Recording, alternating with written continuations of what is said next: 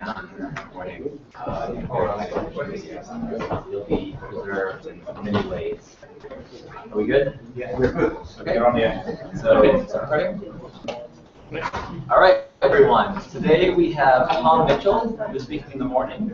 Tom is the head of the machine learning department here at CMU, and he's going to be, and also actually one of the authors of one of the more prominent machine learning books. Been doing this for a very long time. He's going to talk today about never-ending language learning. Thanks.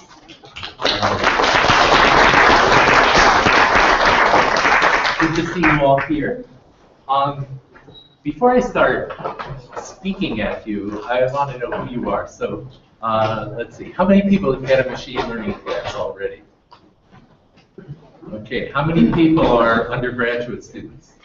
How many people are graduate students? How many people are not students? Okay.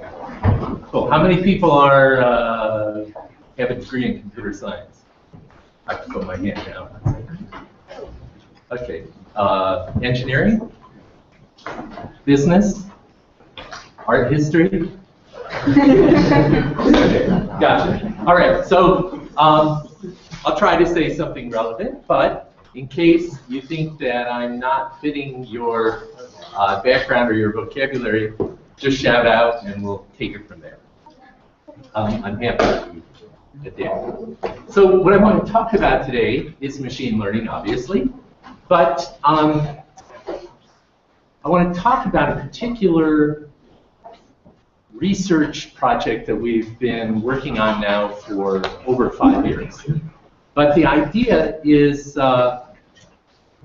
the following, that if you look at the kinds of machine learning algorithms that we have today that are in widespread use for things like spam filter, training spam filters, or training credit card fraud detectors, or your favorite, what you notice is that they're mostly built on algorithms that you give them some historical data set.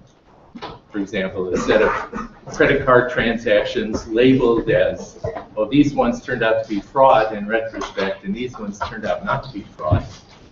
And then you run your algorithm, and it discovers, hopefully, the regularities, the features that characterize, that discriminate the positive from the negative examples. So you have a data set, you run this program on it, and then you get maybe a decision tree or a logistic regression function or a support vector machine, whatever, depending on the algorithm, but you get the result. And then you can use that learned decision procedure to classify new things. So that's, I'll call that traditional machine learning. And if you talk to your mother, and you tell your mother that you're working on learning, I've tried this experiment myself, she thinks of something totally different because she watched you grow up. She watched you learn. And so the #1 underlying tenet of this research is that we're never really going to understand learning in machines or people until we can build machines that do these things. That, like you and I, learn many different things over many years and become better learners over time. So I'll call this paradigm never-ending learning. I guess for us humans it ends at some point, but the idea is, if you think about the kind of learning that you and I do as humans, right? First we learn to crawl, then later we learn to walk, later we learn maybe to ride a bicycle. First we learn to count, then maybe later we learn arithmetic, maybe later algebra, calculus. Somewhere along the line we learn physics, maybe, and maybe we get synergy among all these things, right? For example, when you're learning physics, it helps that you already know how to ride a bike, that you have some intuition about the physical world. It helps that you're taking calculus, because that is the formalism with which we can make precise statements about physics. So there's this kind of, you learn many things, and you get synergy among the different things you learn. And you also learn it in a particular sequence, right? First you learn to add, later you learn arithmetic, then algebra, it would be just stupid to try to start with algebra and later learn arithmetic. You know, it just doesn't make sense. So us people, we learn many different things in a staged sequence and in a way where we get synergy among the different things that we're learning, to the point where once we learn this thing better, we actually are now able to learn this thing better. And so it's a very different but very natural view of learning. But so the brain teaser for this morning is simply the question, what would it take to get a computer program that exhibits that kind of learning? So that's the question for this morning that I want you to help me think through. And I want to describe a research project. We decided to study this problem by picking a case study, which we call our Never-Ending Language Learner. And here's the problem. Here's the specification for the system that we want to build. Okay, I'll start with the task. The task of the system is simple to state. It has to run 24 hours a day forever. That's easy. And then each day it has to do just two things. It has to read more stuff from the web and extract that into structured facts. Facts like Carnegie Mellon is located in Pittsburgh. Or yogurt is a good breakfast material. And number two, just as important, maybe more important, every day it also has to learn to do this better than it could yesterday. How do we know that? Well, if we set it back to the same text today that it had visited yesterday, and it had learned to read better, then we would expect today it should be able to get from that same text more beliefs more accurately. So that's the task. It's easy to write down. And for inputs, we give the system these things up on top. We give it an initial ontology. By that I mean we define categories and relations that we want it to extract. So for example, we'll give it categories like universities, foods, sports, and we'll give it relations, pairwise relations among those categories, like university located in city. And for each of those predicates, each of those categories and relations, we also give it a dozen labeled examples. So if we say we want it to learn about universities, then we give it Carnegie Mellon University, Harvard University, University of Paris South, and so forth. A dozen noun phrases, literally. And for relations, the same thing. If we want it to learn the relation university located in city, we give it a dozen noun phrase pairs. Carnegie Mellon, Pittsburgh. That's it. So the labeled data is basically a dozen examples per category. Then we give it the web. That's unlabeled data. And what turns out to be about 5 minutes a day of interaction with humans. Although, if you get interested, you could bump that up by visiting the NEL website and interacting with it yourself. Okay, so it's clear what the problem is, right? We're trying to get a system to do this starting with a small amount of labeled data and then a lot of unlabeled web. And so we've been working on this for a while, and NEL today has been running since 2010, so it's 4 years old. And if you look at NEL today, which you can, we'll browse it in a second, it currently has a knowledge base, a collection of beliefs with over 70 million candidate beliefs, like Carnegie Mellon is located in Pittsburgh. I don't know what it believes about yogurt. It is learning to read better. It's a better reader today than it was last month, and it was better then than it was last year. So it is getting better. It's also not only learning to read, but it's also learning to reason, to do inference over these 70 million beliefs, to infer additional beliefs that it hasn't read yet. And it's now learning to extend that initial manually provided collection of categories and relations that we gave it.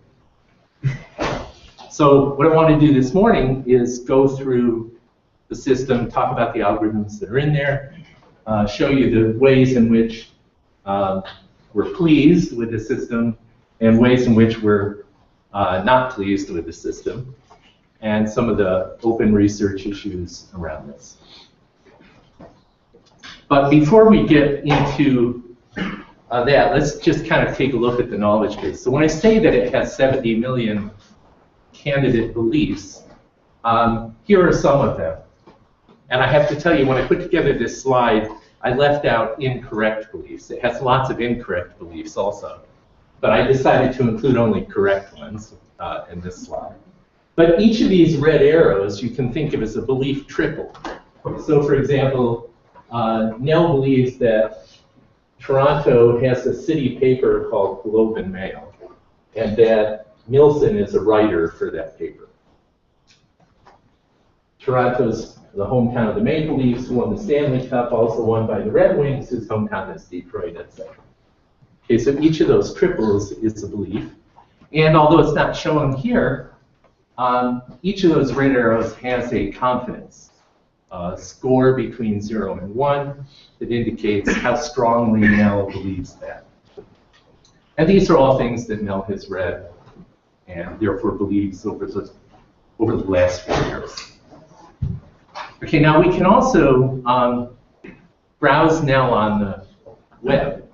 Part of the deal with this project is that we decided we should keep the knowledge base always available, publicly downloadable for the entire life of the project, which of course is forever.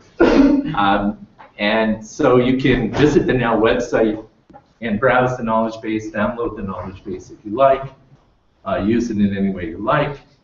But let's just, before we talk about the algorithms, let's browse the knowledge base. Now, I think it should be clear that one of the learning problems Nell works on is figuring out what noun phrases mean. In fact, one of the first 2 learning tasks that Nell worked on, is now working on lots of them, but one of the first 2 was just to find every noun phrase it could on the web. It's working with over 100 million noun phrases. And for each of those, to try to classify that noun phrase, which of these hundreds of categories that are in its ontology does that noun phrase refer to? So let's take a look this time at the noun phrase diabetes. What does Nell believe about the noun phrase diabetes? Well, it believes several things. It believes, for example, it belongs to categories including physiological condition. So things that the noun phrase diabetes refers to a physiological condition. It thinks it refers to a disease. Is this font big enough for you guys to see? Okay, good. I saw a nod toward the back. That's good. Believes it's a disease and several other things. But here you can also see something about why Nell believes diabetes is a disease. Let's look here. One reason Nell believes that diabetes is a disease is that it found it in this context. It found it surrounded by the words sicknesses, comma, such as diabetes. But it also found it next to the phrase risk of adult onset diabetes, or treatment of pancreatic diabetes, or medical ailments like diabetes, etc. So each one of these phrases is a phrase that on the web somewhere Nell found surrounding the noun phrase diabetes. And each of those it takes as some probabilistic evidence that this noun phrase diabetes probably refers to a disease. And taken together, that's an overwhelming amount of probabilistic evidence that makes Nell highly confident that diabetes is probably a noun phrase that refers to a disease. Okay, so one thing you can see here is that the way Nell reads is kind of inhuman, right? If us humans, we read by taking a document and taking a sentence and really understanding that sentence in detail. But here, at least this type of reading, Nell is not doing that really. It's doing a shallow analysis of many, many different mentions of the noun phrase diabetes found across roughly 1 billion web pages. So that's one thing to notice. Here's another thing. There's another reason, different reason Nell believes diabetes could be a disease. And that's because it ends with ETES. I don't know how many diseases there are that end with ETES. But for its own reasons, Nell believes that if a noun phrase ends with ETES, it's more probable it has some weight there associated with that feature. And so this way of reading is to use the context around a noun phrase. But this other way of reading, CMC, a different reader and now, is actually looking at the orthographic, the character substrings in the noun phrase and ignoring the context. And so here you can see that Nell actually reads with multiple strategies, and it integrates the probabilistic evidence that it gets from these multiple strategies as it's reading, so that in the end it's way confident, I would say overconfident, that diabetes is probably a disease. Okay.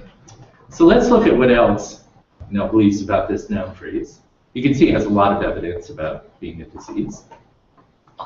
It also believes that diabetes exists at certain dates. This is kind of unfortunate. You and I know diabetes is not a kind of temporal, it's not something that only occurs in certain years, but Nell doesn't know that. And one of the relations it tries to read is what years or dates things are in. And it did find phrases like diabetes in February 2003 somewhere on the web. And so it believes that diabetes exists at least during 2003. So that's kind of odd. What else? It believes that certain types of animals can develop diabetes. Cats, dogs, rats, mice, children. And again, it has evidence. If you want to know why it thinks mice can develop, because it found the phrase mice who have type, D means any integer, diabetes, or diabetes in non-obese diabetic mice, or mice bred to develop diabetes, and so forth. So those are its phrases.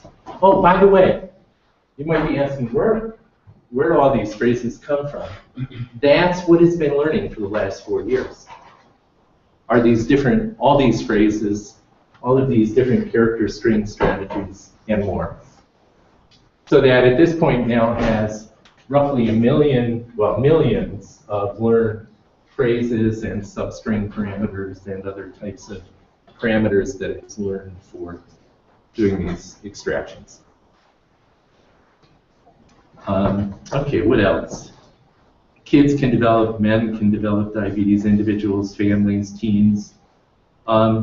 Diabetes, inverse of emotion associated with disease. The disease can give you emotions like distress and numbness.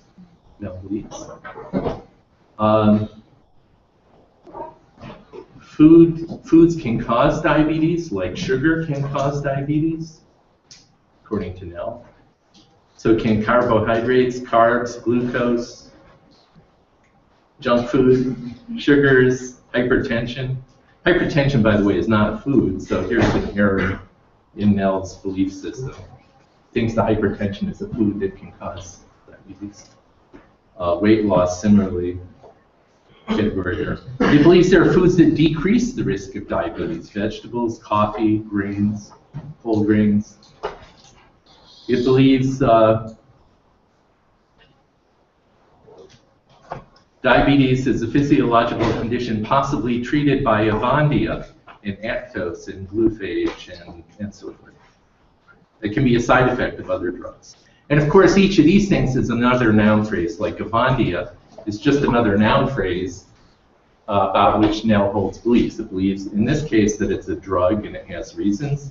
believes it's a product. It believes that it has side effects like heart attacks, heart failure, congestive heart failure, heart disease, that it possibly treats diabetes, that it's produced by GlaxoSmithKline, etc. Okay, so you get the idea.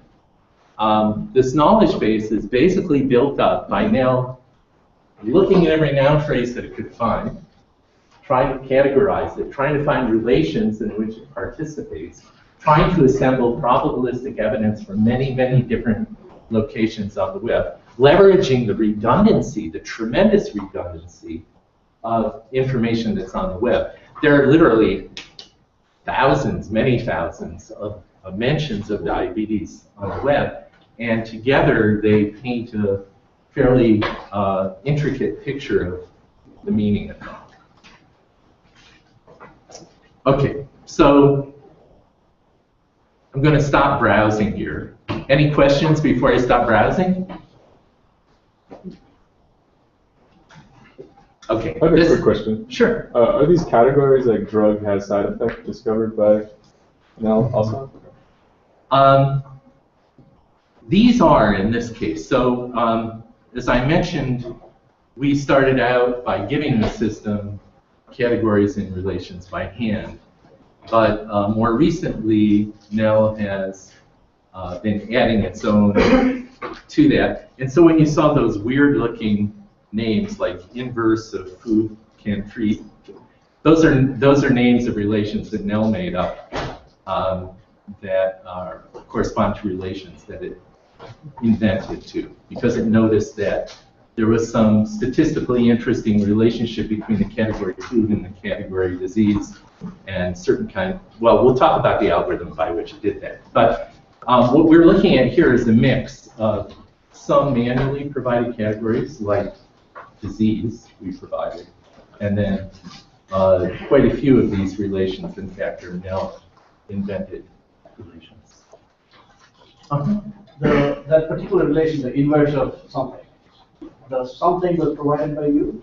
No. Okay. When Nell makes up a relation like food can prevent disease, then it also names the inverse of it. It makes up both the relation and the inverse of the relation. So, so any time you run across a relation that starts with inverse of, it's part of one of the relations Nell made up. Okay, so you get the idea, and you're welcome to browse the Nell knowledge base, download the knowledge base if you like, read all the papers that are on the website if you like, etc.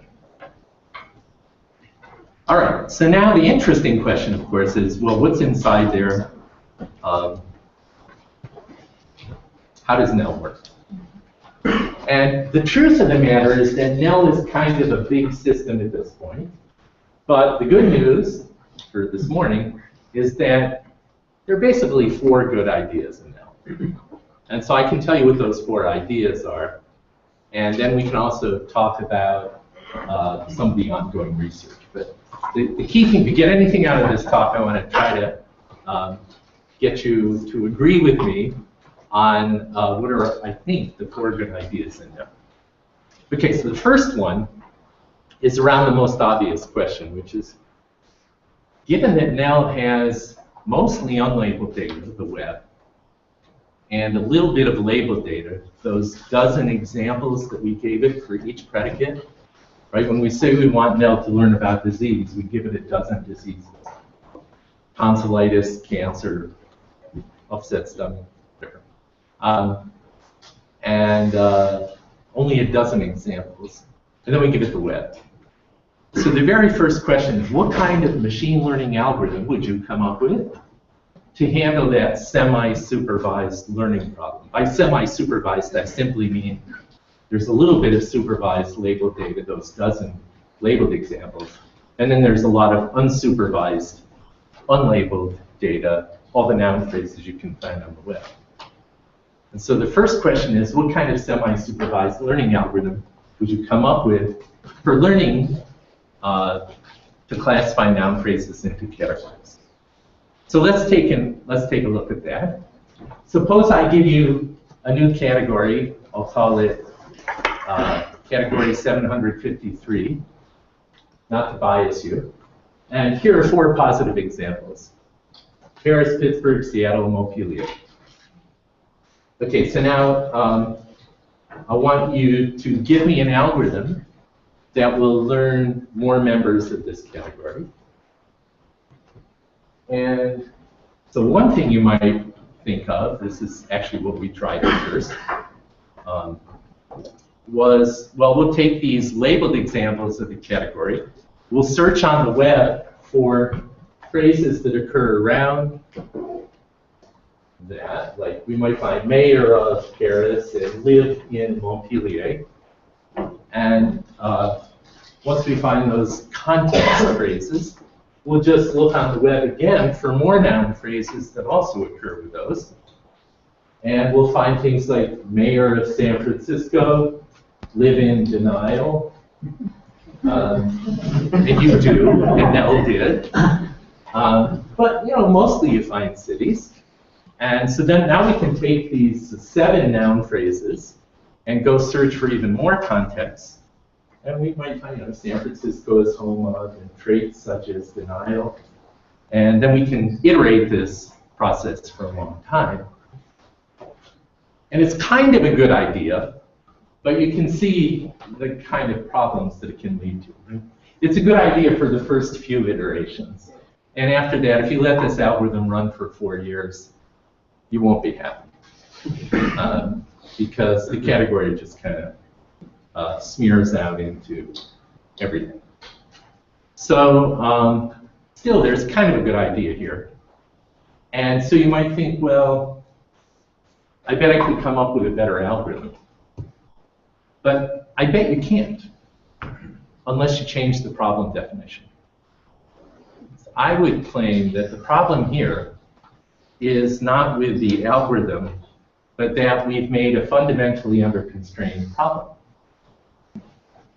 You don't know what category I actually had in mind in the set that I wrote the word cities.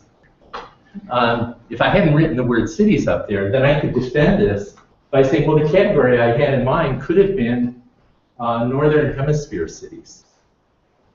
Or it could have been a union of Northern Hemisphere cities with personality traits. And in any of those cases, I could have given these as 4 labeled examples of any of those categories I had in mind. And so really, it's hard to complain about this algorithm, given that it might not have been cities that was the category I even had in mind. So in this sense, the problem is really fundamentally under-constrained. There's no real deep sense in which the program is wrong here. It did come up with a set of noun phrases that includes the positive examples I gave it. And there was no other information that necessarily should exclude any of those others. Okay, so this leads to good idea 1 and now. Good idea 1 and now is if you want to do semi-supervised learning of categories at this scale, do not even try to come up with an algorithm for this problem, because it's a fundamentally under-constrained problem definition. Instead, this is good idea number 1 and now, avoid the temptation to write an algorithm that learns a single function at a time. Say a function from noun phrases to yes or no is that referring to a person or to a city. That's too hard. That's under constraint. Much better and much easier as a learning problem is to write a program that has to learn many of these different black arrow functions simultaneously in a jointly constrained way. And I want to drill down on that and see exactly what that means. So let's do it this way. Suppose I'm interested in learning this function f1, represented by this black arrow, that'll take as input noun phrases, represented by the context around them. So there will be a feature vector for any noun phrase telling how frequently it occurs with each of these contexts. And it's going to predict just a Boolean yes or no, is this a person or not? Okay. What algorithm would you like to use? You must have talked about some algorithms already. I don't know, logistic regression. We talk about logistic regression. Support vector machines. Okay, whatever. You could use whatever algorithm you want. Let's just say we're going to learn a linear classifier that's going to learn how to weight these different features to make the prediction of whether or not it's a person. Then, in typical supervised machine learning, what we'll do is we'll try to learn those weights, those parameters that we estimate from labeled data. We'll try to learn those in a way that minimizes this objective function. Right? We want to pick the weights. Oops.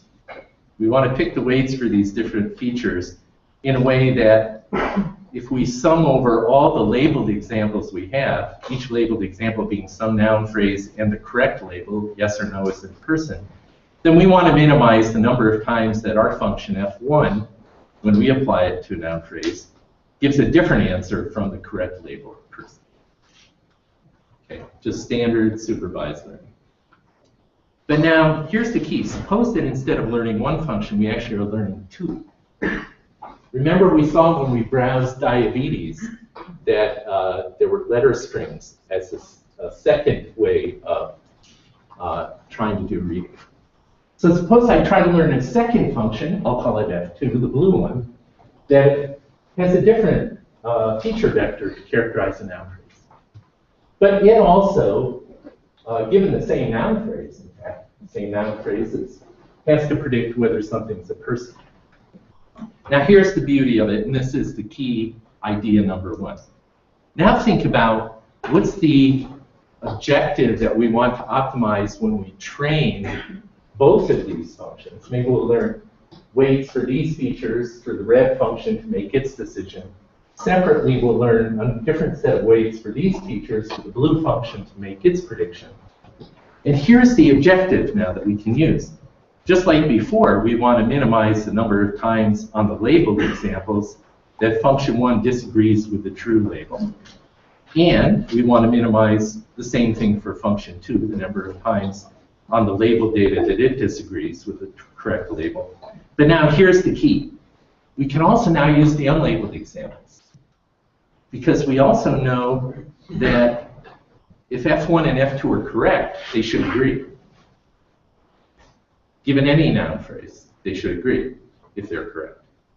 And so we can add a third term to our objective, which is when we're training and choosing these weights for the red and the blue functions, we want to choose them in such a way that we minimize the number of disagreements over all of the unlabeled examples that we can find. And now you can see why this is so important. How many labeled examples do we have? About a dozen. How many unlabeled examples do we have? About 100 million noun phrases. So this term completely dominates, not completely, almost completely, dominates what goes on with the objective. And then you could choose your favorite learning algorithm, but the idea is come up with a learning algorithm that minimizes this objective, that takes into account performance on the label data, but also, very importantly, tries to minimize the number of times the two functions disagree on the other data. Does that make sense? Yeah?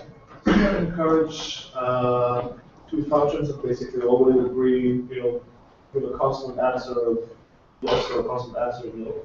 Good. So if you didn't hear it, the question was, can't these functions agree all the time if they just always say yes? They could. But there's a slightly better function that will use the labeled data, assuming my labeled data includes negative examples. Then there will be a slightly better function that doesn't say yes all the time because it has to say no for the negative labeled examples. And so what you say is true, that there could be something that gets all the labeled examples right and then just says uniformly yes on everything else. And also another one that says uniformly no on everything else and everything in between, as long as they agree. But in fact, if you now it comes out to a kind of relative complexity problem. The number of parameters that we're estimating here is, in the end, much smaller than the number of unlabeled examples that we're trying to fit. And so there's a sense in which we don't have enough parameters to define arbitrary functions over this number of unlabeled examples. But your question is a very good one, and it's right at the heart of things. Yes? How do you limit the number of parameters? Oh, we just use one. In this case, say we're doing a linear classifier. Right. Then however many of these contexts we got, that's the number of linear weights. So how do you limit the number of contexts? Because if you are drawing a web, it's that. Oh yeah, well we tend to use millions of contexts and millions. So we don't. Different algorithms can do this different ways, but in Nell we tend to have millions of these. And often it's better to use a subset than to use them all. And usually some kind of cross-validation scheme where you try out different numbers of features and find a held out set of data which one works best. It's a reasonable strategy. And we do that too. That's just kind of orthogonal to the point that I didn't get into it here. Yes? You need to somehow reweight the last sum. Do I want to reweight this? Yeah, like for example, downward it, since it will be much larger in numerical value. Yeah, very good point. So I can also, you're right, if I really do it literally this way, and there are 100 million terms here and 12 there and 12 there, this will totally dominate. Another thing I could do is make it, I could normalize this by the number of unlabeled examples and normalize this one by the number of labeled examples. Now I have basically the error per example instead of the sum over examples. And then that would put all three of these terms on equal footing. And we sometimes do that. So otherwise, if you have enough unlabeled data, nothing else matters. Okay, but you get the idea. The idea is by learning these two functions together, we suddenly get this very valuable constraint. Now you can run with that idea. Let me come back. You don't have to stop with two, and in Nell we don't. So there's a third type of green function that Nell learns, which where the features are literally HTML patterns on individual web pages. And this is the work of Richard Wine, one of our former PhD students working with William Cohen. And here the features are things like go to celebrities.com webpage and look for a noun phrase that's surrounded by this HTML code. And that would be a feature in the same sense that these red and blue things are features. The point is that there's information in each of these red, blue, and green features, and they tend to be uncorrelated information. So the more of these we can add, the better. In fact, with appropriate assumptions, you can prove theoretically that as the number of distinct functions grows, you get an exponential improvement in the sample complexity, effectively how well you learn, given a fixed number of training examples. Okay, but now that you've got this idea, you don't have to stop there either. In Nell, we have these different views and some others, which you'll see, all of which are used for predicting that something is a person. For example, we saw these kinds of phrases for diabetes. Here are some for deciding that something belongs to the category mountain. And again, they look reasonable. Here are some of the ones that are now learned for different categories that have to do with the substring features. For example, the top three there are for mountain, The first one says that if the last word in a noun phrase is peak, like Pike's Peak, then there's a high positive weight that this probably is a mountain. On the other hand, the second one says if the last word is mountain, like Blue Mountain, it's also it's a positive weight. The third one says that if the first word is mountain, it's a negative weight, like mountain bike or mountain goat. Those are not mountains. So these are the kinds of things that get learned. And then here are some of the ones for the URL specific code. For example, this first one says, or maybe this last one is easiest. If you want to find a book and its author, you can go to lifebeyondthecurve.com and find a phrase where X and Y are the book and the author respectively, if you find this kind of HTML tag.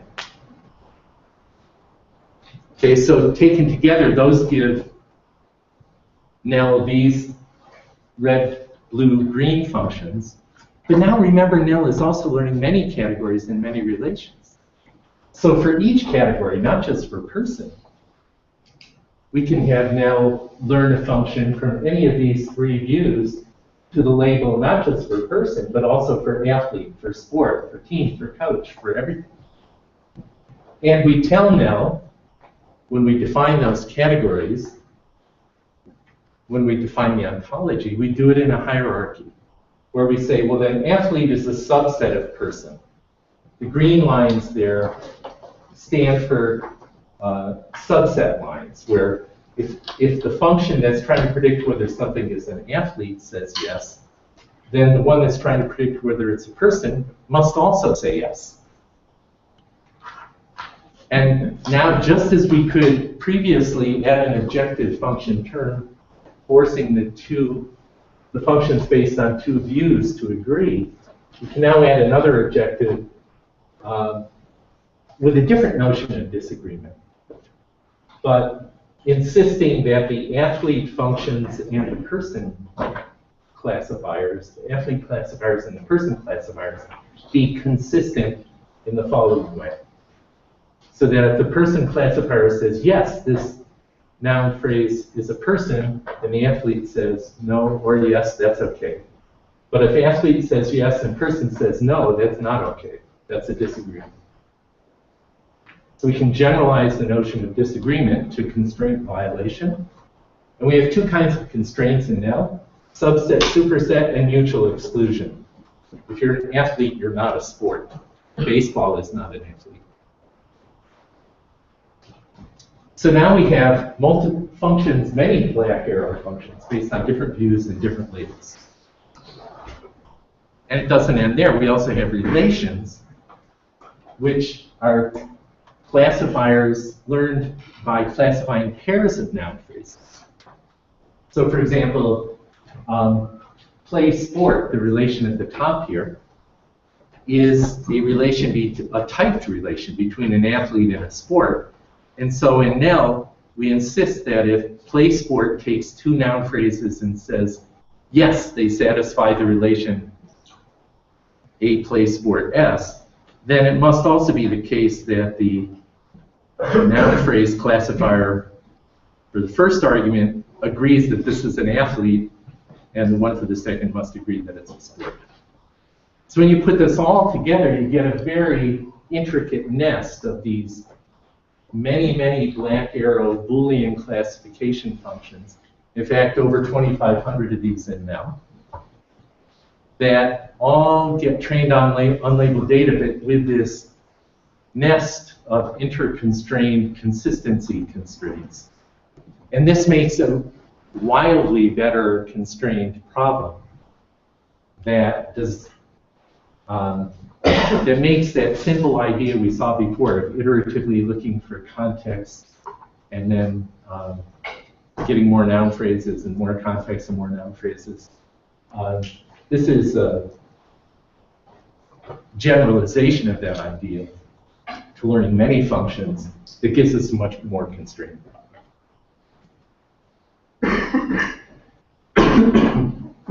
Okay, so that's key idea number one. Questions? Yes? So about using function 1 and 2 and 3, and if we take the same decision for unlabeled data, I think that each one of them are using different group of features. So it doesn't mean that if there is a very good evidence from a group feature that this is of a certain type, and there is no enough evidence from the second one, it doesn't disagree actually, but there is just no enough evidence of the other one. So making a constraint that they should agree may be like more very conservative for detecting feature. I agree with this comment. So because we're being recorded, I'll repeat the comment, which is that there could be a case where, for example, the contexts give you a very good idea that this is a city. You see mayor of Sharon. Sharon is a city in Pennsylvania. So is Mars, mayor of Mars. But you don't see from the character string anything that indicates it's a city. So it might be unwise to force these two functions to agree if one of them has no information. And I agree with that comment.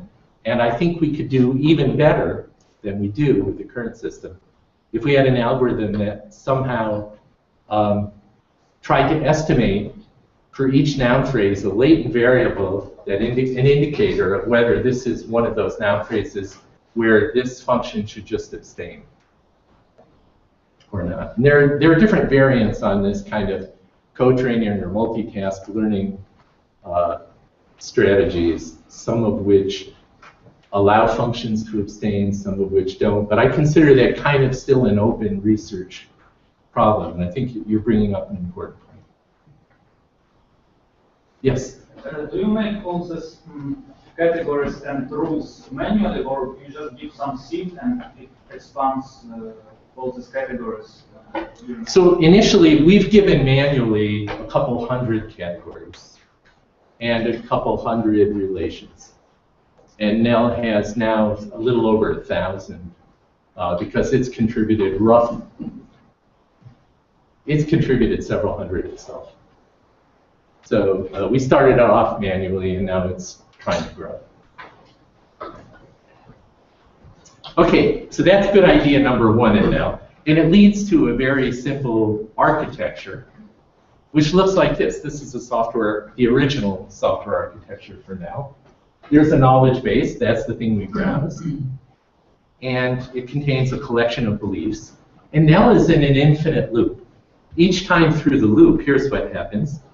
The different readers, like the one that uses those context patterns or the one that uses the morphology of the noun phrase, the letter string, or the one that uses the HTML indicators, they all get to retrain themselves using the knowledge base as the probabilistically self-labeled data. They retrain themselves, and then they do whatever they like, look at more noun phrases, look at more noun phrase pairs, and they propose candidate new beliefs to the knowledge base. As well as they can also downweight earlier suggested beliefs. And then there's an evidence integrator that looks at all these proposals and decides what the final belief level will be. So it's a very simple algorithm. If you know an algorithm called expectation maximization, or EM, this is very much an EM-style algorithm where on the E step, the knowledge base gets re-estimated.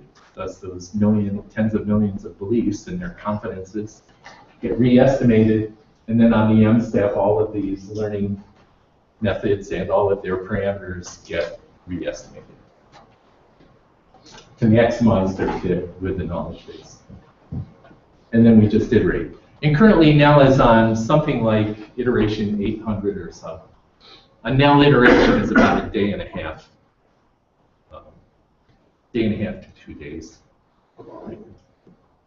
Okay, and now what's cool about this architecture, of course, is that if you have an idea for another learning algorithm, yours goes here. And it can contribute in parallel, just as human advice does. It can contribute in parallel with these other systems. Okay, so now we can go through the other ideas a little more quickly. Good idea number 2 comes from this question. So if good idea number 1 was to make semi-supervised learning work, we should really couple the training of thousands of different functions. Then that leads to the question of how can we get new coupling constraints? And good idea number 2 in NEL is you discover them. You learn them. So for example, now that NEL has tens of millions of probabilistically held beliefs, it can data mine those to look for empirical regularities that hold. Empirical regularities like this one. This one says, this is a horn clause, probabilistic horn clause. In English, what this says is, you should believe with probability 0.93 that athlete X plays sport Y if you already believe that athlete X plays for some team Z and team Z plays sport Y. Okay, so that's common sense for you and I. But for now, this is just a discovered empirical regularity that happens to hold with probability 0.93 among many, many thousands of different athletes, teams, and sports that it has read about. It's just something that happens to be true of the knowledge base. And so by learning these, NEL can now infer new beliefs, right? If it has read that, let's say, Mario Lemieux plays for the Pittsburgh Penguins, and the Pittsburgh Penguins play hockey, then it can infer that Mario Lemieux plays hockey, even if it hasn't read that directly. But it also gets to use these rules as additional coupling constraints for the training its reading system as well. And the algorithm that we used for this, I'm not going to talk too much about it because we more recently replaced this by a better algorithm that I will talk about. But originally we used an algorithm based on some work by Ross Quinlan called FOIL algorithm. And so if you look at some of the rules that NEL has learned, here's a sample. Like the top one says, if an athlete plays in the league NBA, then probably they play the sport of basketball. If they won the Stanley, if the team won the Stanley Cup, they probably play in the NHL and so forth. Okay. But now, how does this? I start with a question: how can we learn more coupling constraints? If you think about it, each of these rules is in fact a coupling constraint. Another one. Before we had these green ones that correspond to subset constraints. Athlete must be a subset of person. So if we claim that something is an athlete, then this other function must also claim it's a person. Then that rule tells us something about the consistency in labels assigned to those three relation predicates. And so it's actually a consistency constraint between play sport, plays for team, and team plays sport. Right? And just like we couldn't say yes, it's an athlete, no, it's not a person. That's inconsistent. Similarly, here we cannot say that X plays for team Z and team Z plays sport Y, and no, X does not play sport Y. We can't say that. That's inconsistent in exactly the same way. So now we have this wonderful virtuous cycle. We have these reading functions that are being learned. Those are the ones that classify noun phrases and noun phrase pairs into categories and relations. But then separately, at a whole different level, we're data mining that collection of beliefs to learn these kind of rules. They have nothing to do with reading, really. But once they're learned, we can use those to further add more coupling constraints for, in the future, learning even better versions of accurate reading functions. So remember where we started with your mother, looking at you learning many things over time, and learning in a way where you were learning many different functions. And somehow when you learned one better, it helped you get better at the other. Here we have one instance of that in NEL. where we have these reading functions that go from text to beliefs. But then we have these non-reading functions, the inference rules that are learned, that go from beliefs to new beliefs. And by putting together an architecting a system that has both of these types of learning going on, we get this nice synergy that the better you can read, the more accurate your beliefs, the better the data-mined inference rules will be. The better the inference rules are, the better the coupling constraints that let you learn to read better. And I think part of what we need to do, what we need as a field to understand, is how to build software architectures around learning systems that have that kind of synergistic, learn multiple things character, where the better you can learn one type of knowledge, the more it helps you constrain the learning of another type.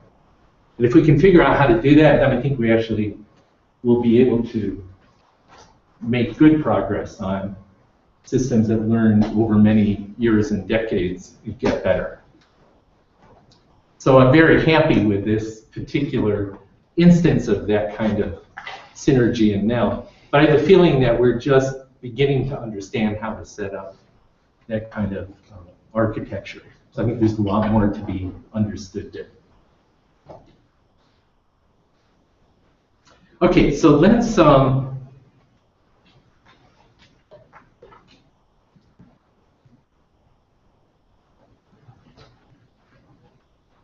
me skip over some of this. I'm going to come back to it. I want to get to the other good ideas. Key idea number 3. We'll come back and take a look at that other stuff in a minute. I want to get through the 4 good ideas and then have some discussion and then talk about some more advanced things. So the third good idea is one we've mentioned, which is that if you want a never-ending learning system, you don't want it to be working on just a fixed set of learning tasks that you gave it initially. When we define that manual ontology, we're basically saying, here are the things we want you to read, and you don't have to read anything else. But actually, there are a lot of other categories and relations that might be interesting things people are talking about on the web. And so the idea number 3 in Nell is that it's now beginning to have the ability to extend the ontology, make up its own categories and relations. So let's look at how that works. And in fact, we have a couple different algorithms for this. The first one is due to Tahir Mohammed, one of our former students, and Stefan Bruschka, a professor in Brazil who was here as a visiting professor at the time. And what Stefan and Tahir did was they came up with this very beautifully simple algorithm.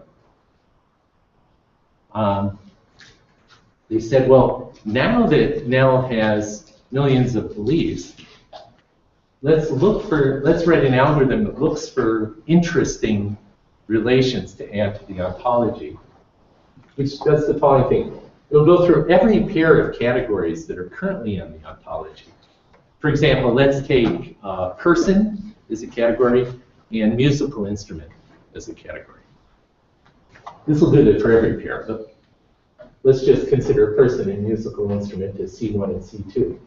And what it'll do is now that Nell has tens of thousands of noun phrases it believes refer to people, and hundreds of noun phrases it believes refer to musical instruments, it'll look for pairs of those that co-occur way too frequently together to be coincidence. Like Eric Clapton and guitar occur together way too frequently to be coincidence. So does George Harrison and sitar. And furthermore, not only do these pairs stick out like a sore thumb statistically, but so do the context, the text that links the two words when you find them jointly mentioned. And so what they did was they built an algorithm that both finds these pairs, clusters the pairs that occur frequently, and the context of text between them. And when you do that, you get, for musical instrument and musician categories, you get, as I mentioned, sitar and George Harrison, tenor sax and stand gaps, etc. But then here are the contexts, the text that occurs between them. So for those kind of frequent pairs, you get things like argument 1, master, argument 2. Like sitar master, George Harrison, or George Harrison plays sitar. So you see what's happening is they're finding these frequent, anomalously frequent pairs, and the contexts that occur as indicators of those pairs. And then, in fact, their algorithm suggests a name for the relation. How? By looking at this cluster of contexts and just picking the context that's closest to the centroid of the cluster, which in this case happens to be master. So now we'll name this, or suggest the name, musical instrument master musician. That's the name of a new relation. And it will propose that these are seed examples that it should use to train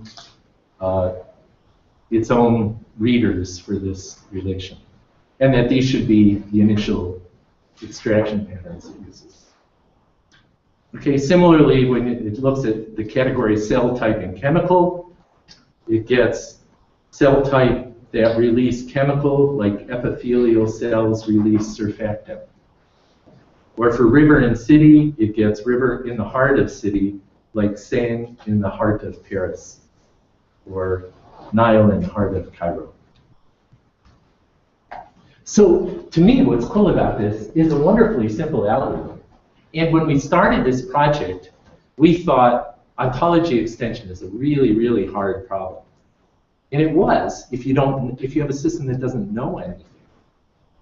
But now that Nell has tens of millions of beliefs, it turns out using those and clustering those leads to a fairly interesting and useful way of proposing new relations.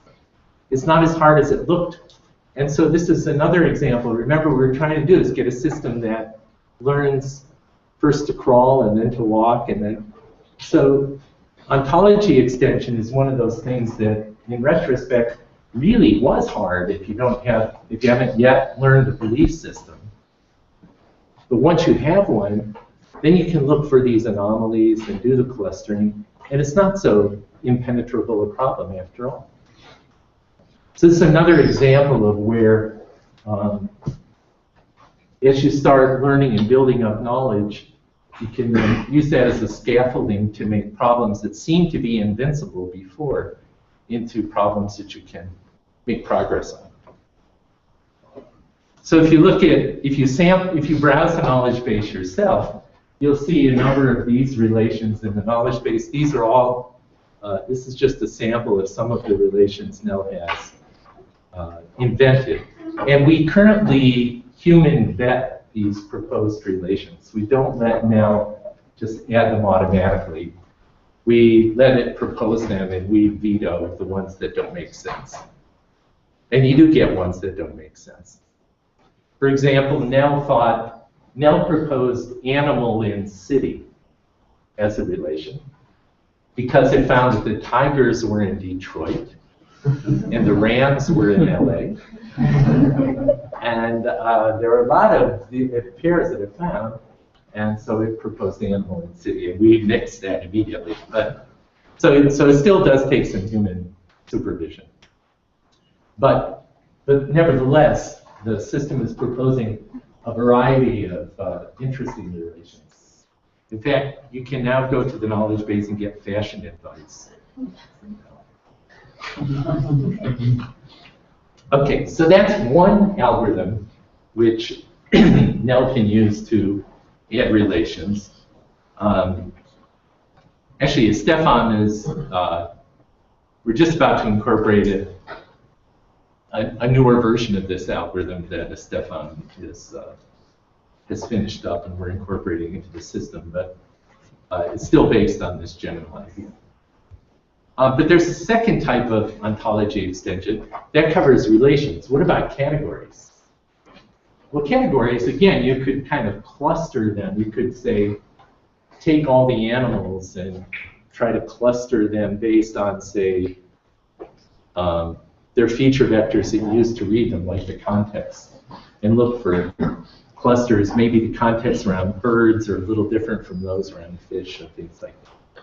And we've tried that, and that seems to work. We haven't incorporated it into the ongoing run of NEL, but clustering works.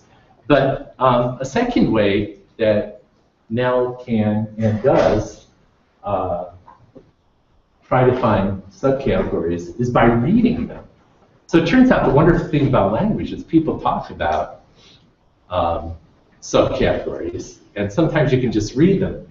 So Burr Settles, who is a postdoc working on the project, basically he said, well, why don't we just learn subcategories by adding one more relation to the ontology, the subset relation. And we'll just tell NEL to learn to read subset. We'll give it some examples. In fact, what we found when we tried it was that NEL didn't learn all that accurately the subset relation unless we constrained it to particular categories. So then we went ahead and we just said, let's learn animal is a subset of animal. So the subset relation just over animals. This gave NEL an easier problem because there's less diversity of expression if you're talking about animal subsets. And separately we'll do like chemicals, our subset of chemicals. So we did that.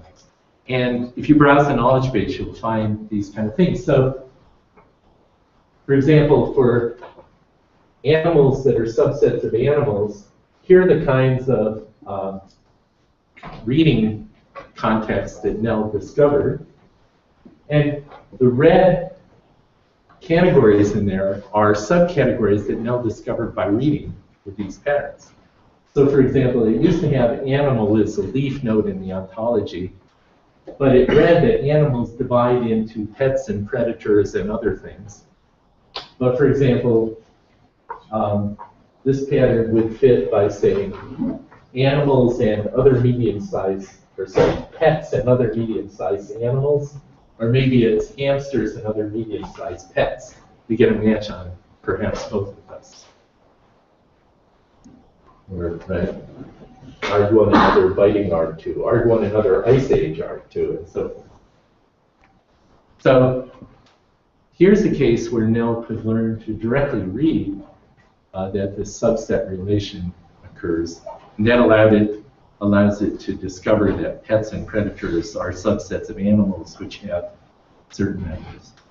And similarly for chemicals, we get things like fossil fuels and gases, like carbon and other natural gas and other hydrocarbon fossil fuels, for example.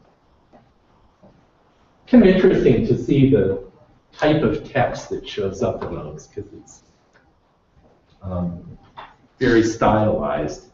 Kind of also almost makes you think that you should be able to come up with a better learning algorithm that just generates automatically lots of these kind of pairs by looking more in a more targeted way at the statistics of the text. But you get the idea. Okay, so that leads then to, so that's the third key idea now.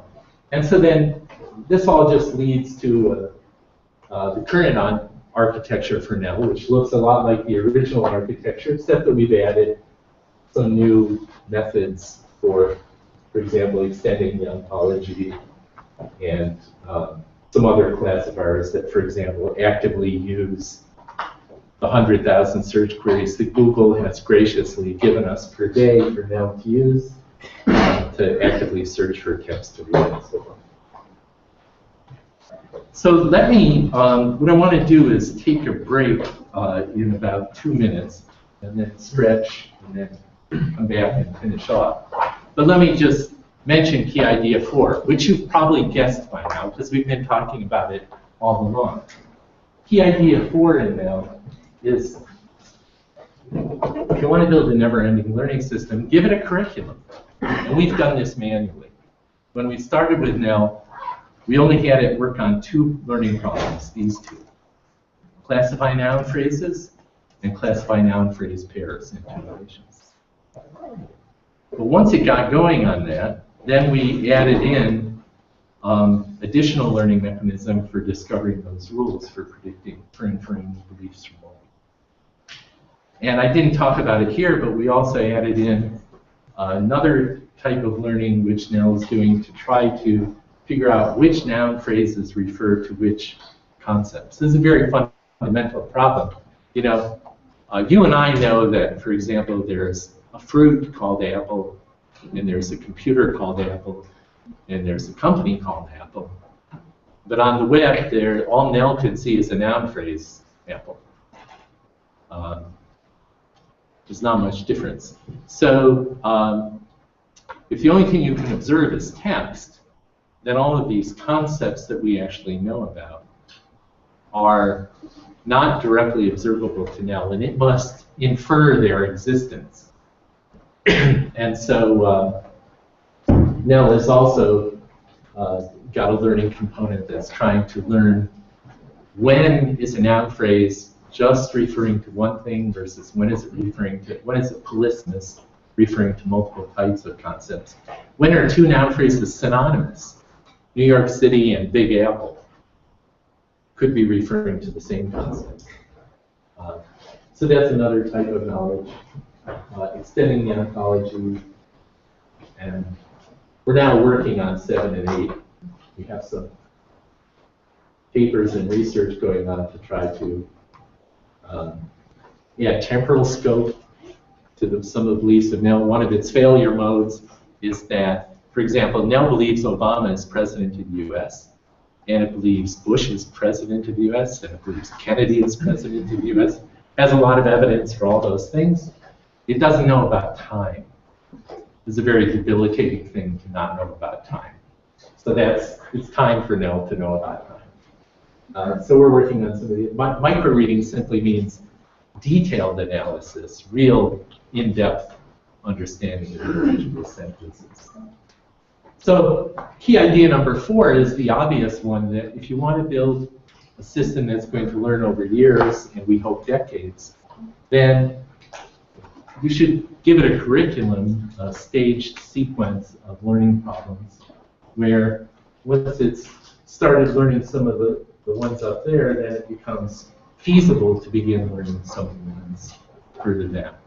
And exactly how you stage that curriculum, what it means to be a good curriculum, is a really interesting open problem, which we don't understand.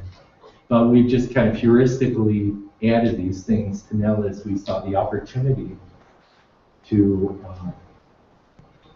get it to learn some of these things.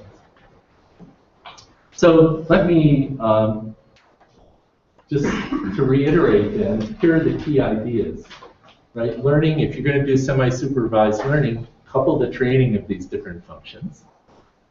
For inference, you can learn new coupling constraints and new inference rules once you've read enough. So that Nell can, for example, learn new inference rules by data mining the knowledge that it probabilistically believes.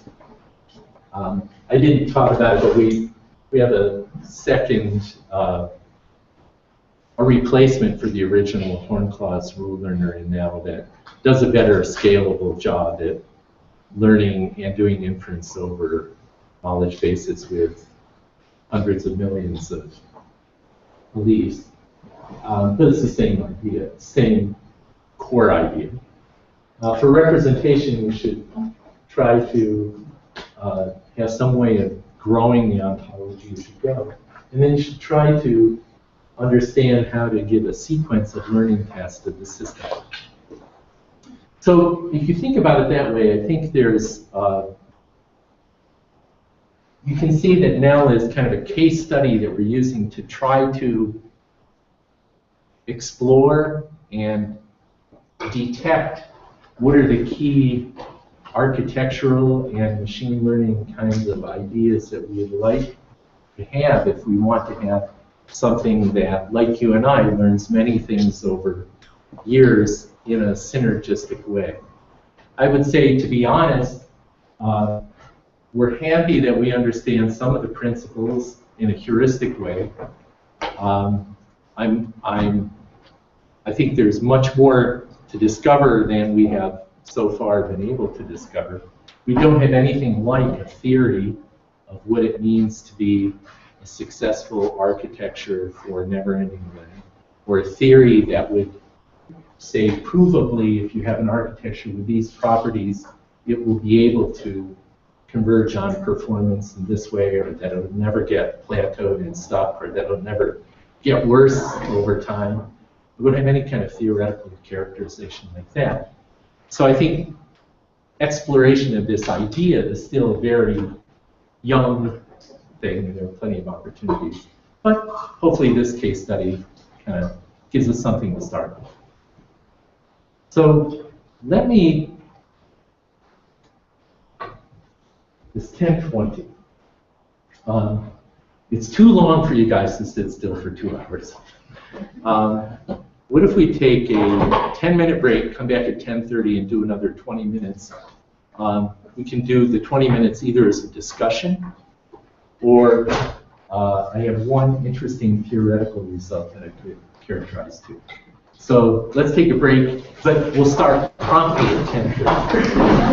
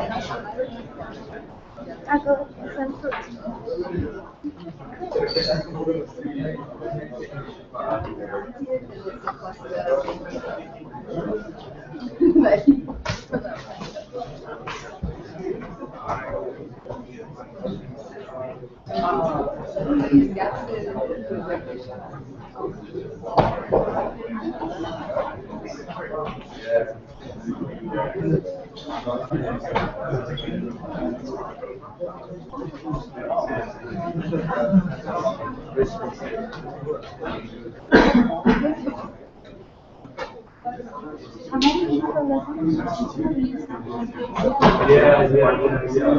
Twitter is very critical.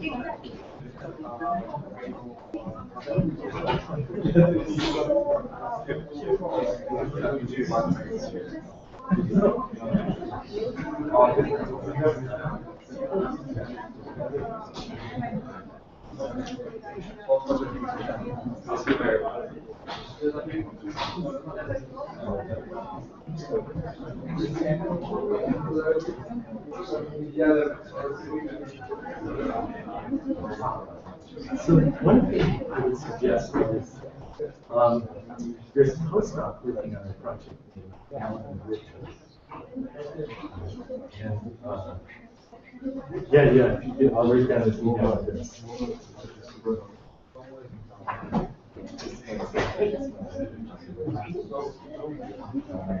But he's working on a project we're trying to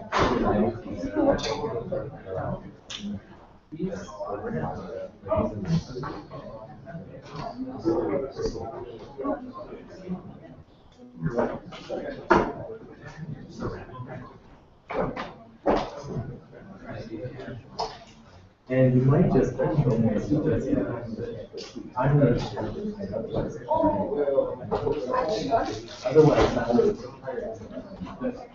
Alan's version of this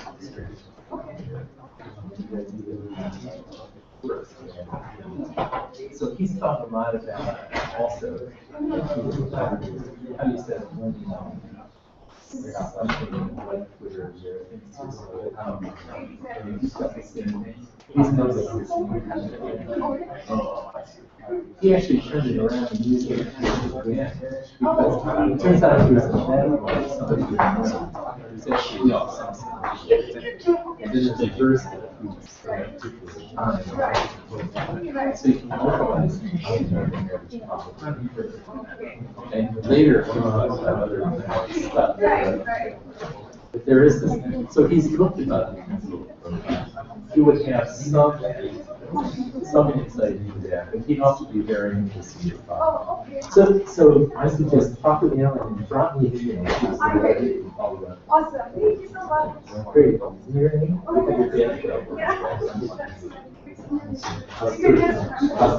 Okay, great. Thank you. Now, are you able to send me your slides? A lot of ferment. Okay, yeah, keep it When it goes on too long, it, it never happens.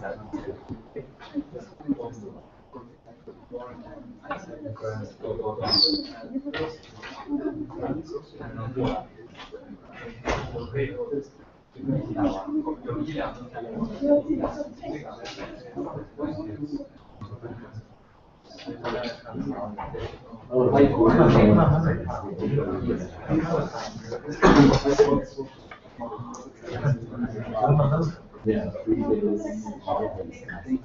So, the reason we haven't so far is research. So if you think of this as an experiment,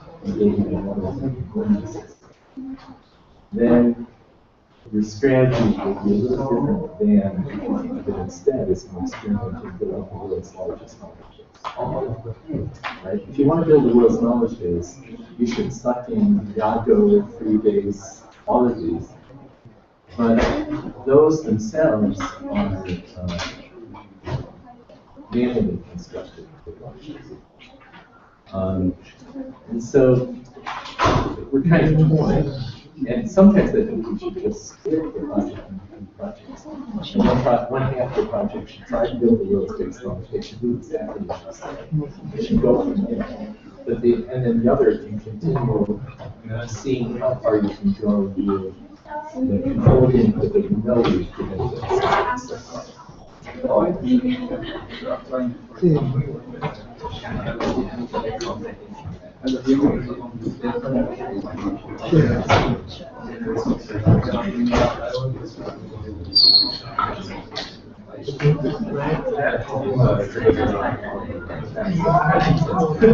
And another resource is really so you do have a website.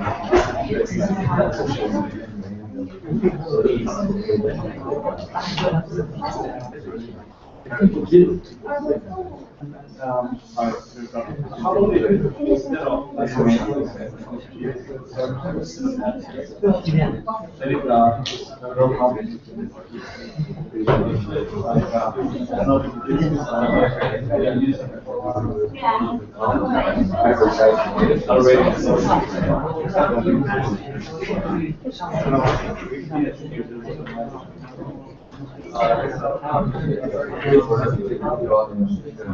They'll right now just it's just not even intent to arrange different activities. So I think that would be different. And if somebody was working on that problem, it would be just incorporated into now. That would be my favorite. It's weird this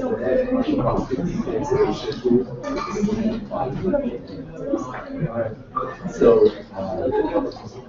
I like that idea. Either of you are working on it. Let me know if you want to incorporate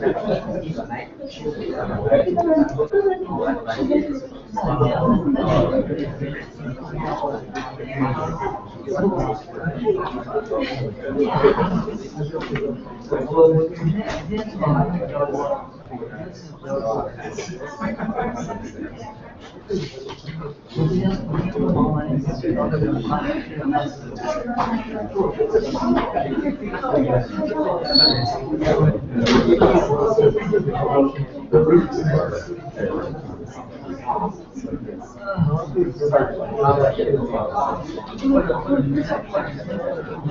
but your point is still yeah.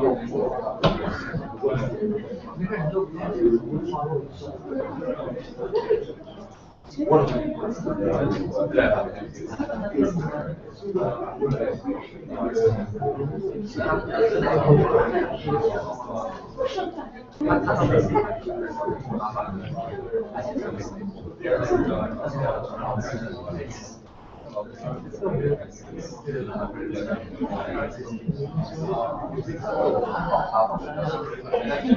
that's what I think we're doing.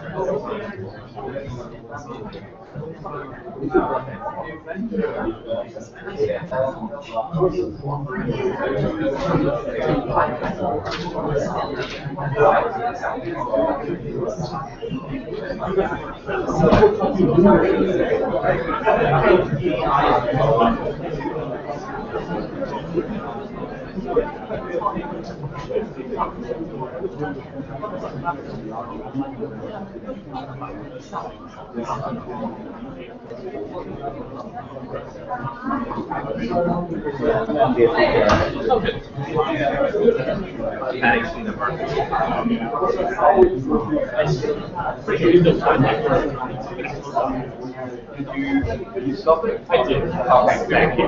Thank you, yes. Because not perfectly exciting. No. What if you just after? I think probably go with the project. It should be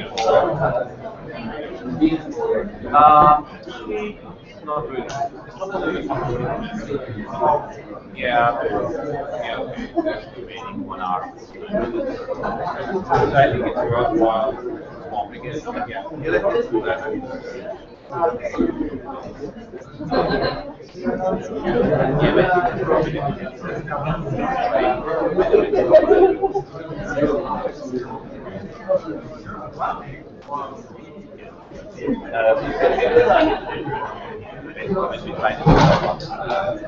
yeah, one of the camera back.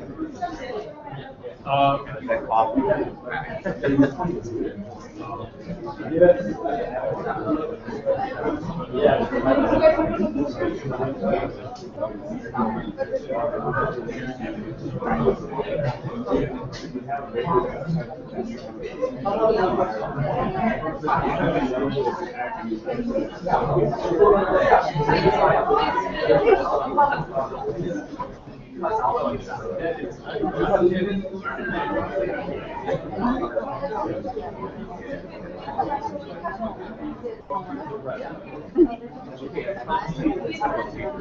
Very smart.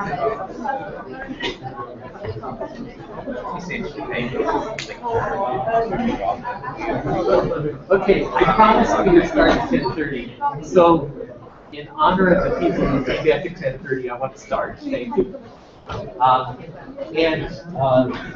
I need to end at about 10:50. So, make another meeting at 11. So this is a short session. And what I really want to do is, I can keep talking for a long time, but that's one option. We don't have to. But the other option is to have a discussion.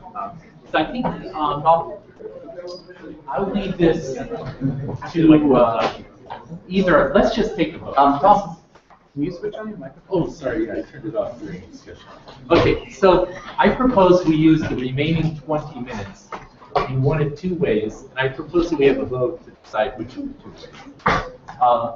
Way number one is I have a result that we're going to present at the UAI conference in the summer that I'm excited about. It's actually a theoretical result that bears on now. And we could use 15 of those 20 minutes presenting that, and then 5 minutes to just kind of have general discussion. That's, if you vote for Plan A, that's Plan A. Plan B is we just skip that and we open up to discussion, because I think there were a lot of people with ideas during the break. That's plan B. It's just open discussion. Okay? Who wants plan A? I'm good with either. Oh no, this is going to turn out. Okay, 72. How many people want plan B? How many people want plan B? Okay, 12. Okay, looks like plan. Okay, so we'll leave some time for discussion. All right, so let me. Here is really one of the very fundamental questions that you have no choice but to think about if you want to build a never-ending learning system, or even a learning system that only learns for 100 years like you.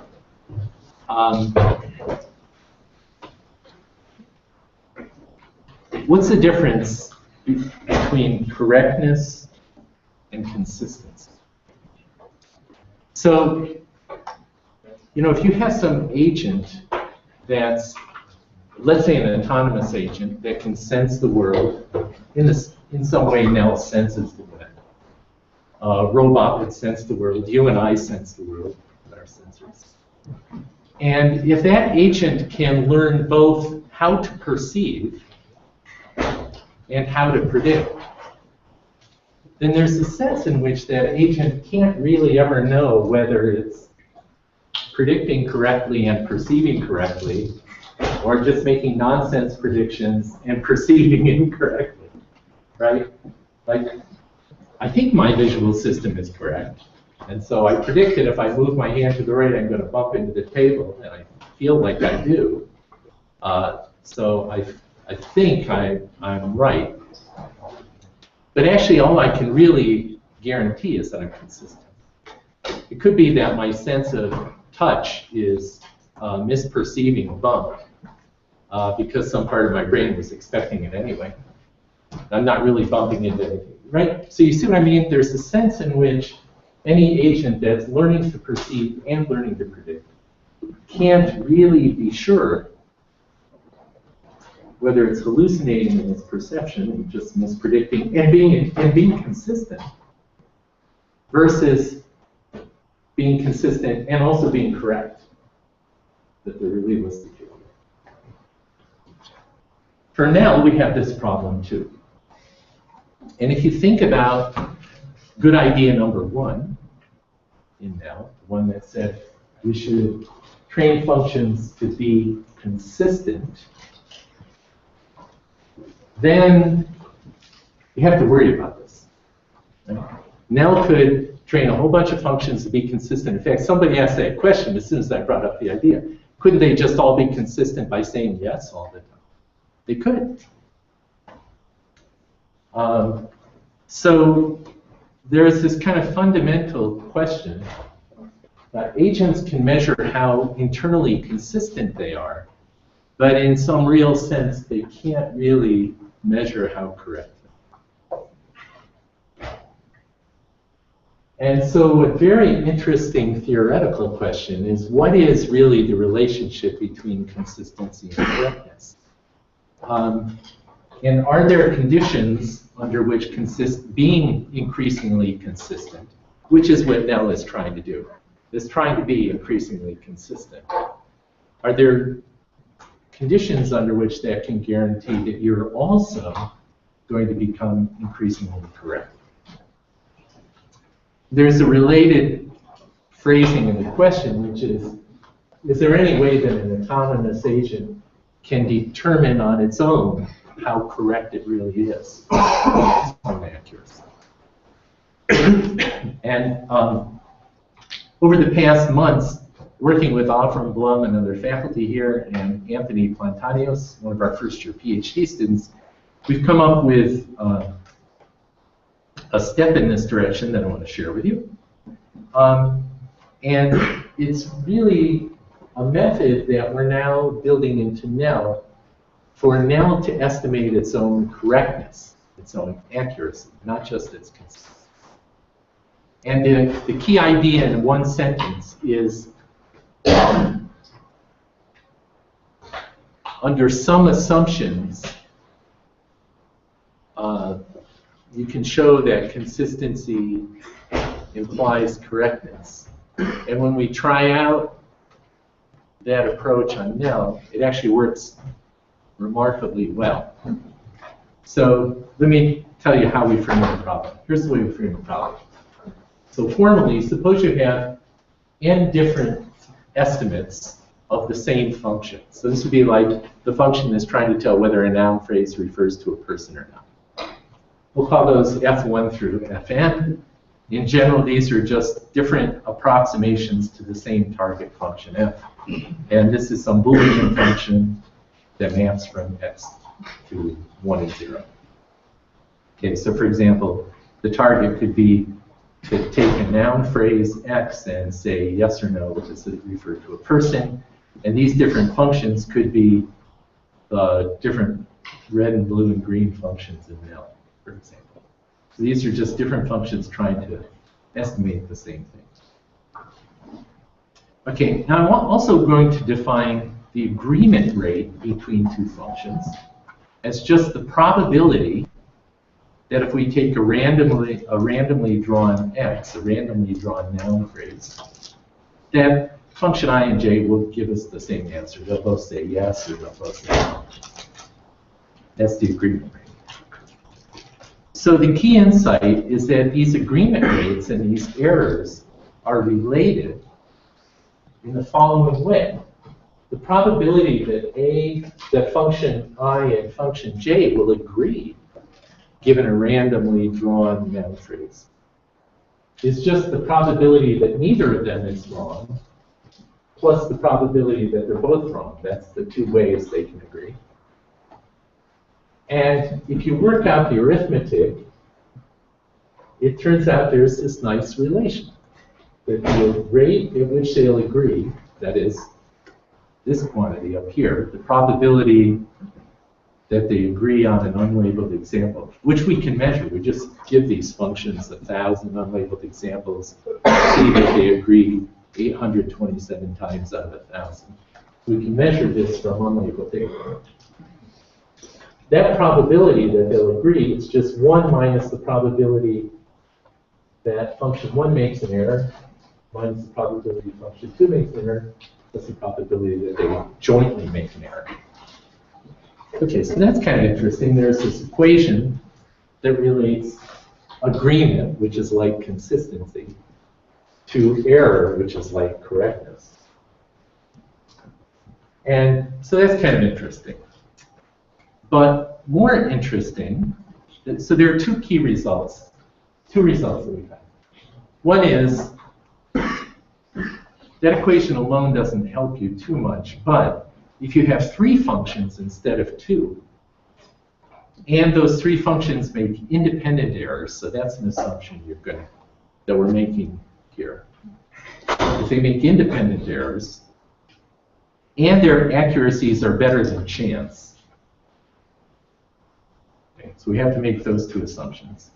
Then we can rewrite that expression and rewrite the probability that they both make an error. It's just if they're independent errors, then we can rewrite that as the probability that the first one makes an error times the probability that the second makes an error. If they're independent, that's a reasonable rewrite. And now we have an equation which has Aij as observed. We know that we can measure that from unlabeled data. And we have only 2 unknowns, the error rate for function 1 or for function I and for function j. But the cool thing is if we have 3 functions, and Nell of course does, then we can look at the agreement rates between all 3 ways. We end up with 3 of these equations, one of them for a sub 1, 3, one for a sub 2, 3, one for a sub 1, 2. We have 3 equations with only 3 unknowns. Error rate of function 1, error rate of function 2, error rate of function 3. And we can solve, given the agreement rates for the error rates. So that's kind of interesting. And that's only true if we make this assumption that the errors are independent and that the accuracies are above 0.5. Okay. The second result, which I'm more excited about, is that even if we don't know whether the errors that they're making are independent. But we think they may be dependent.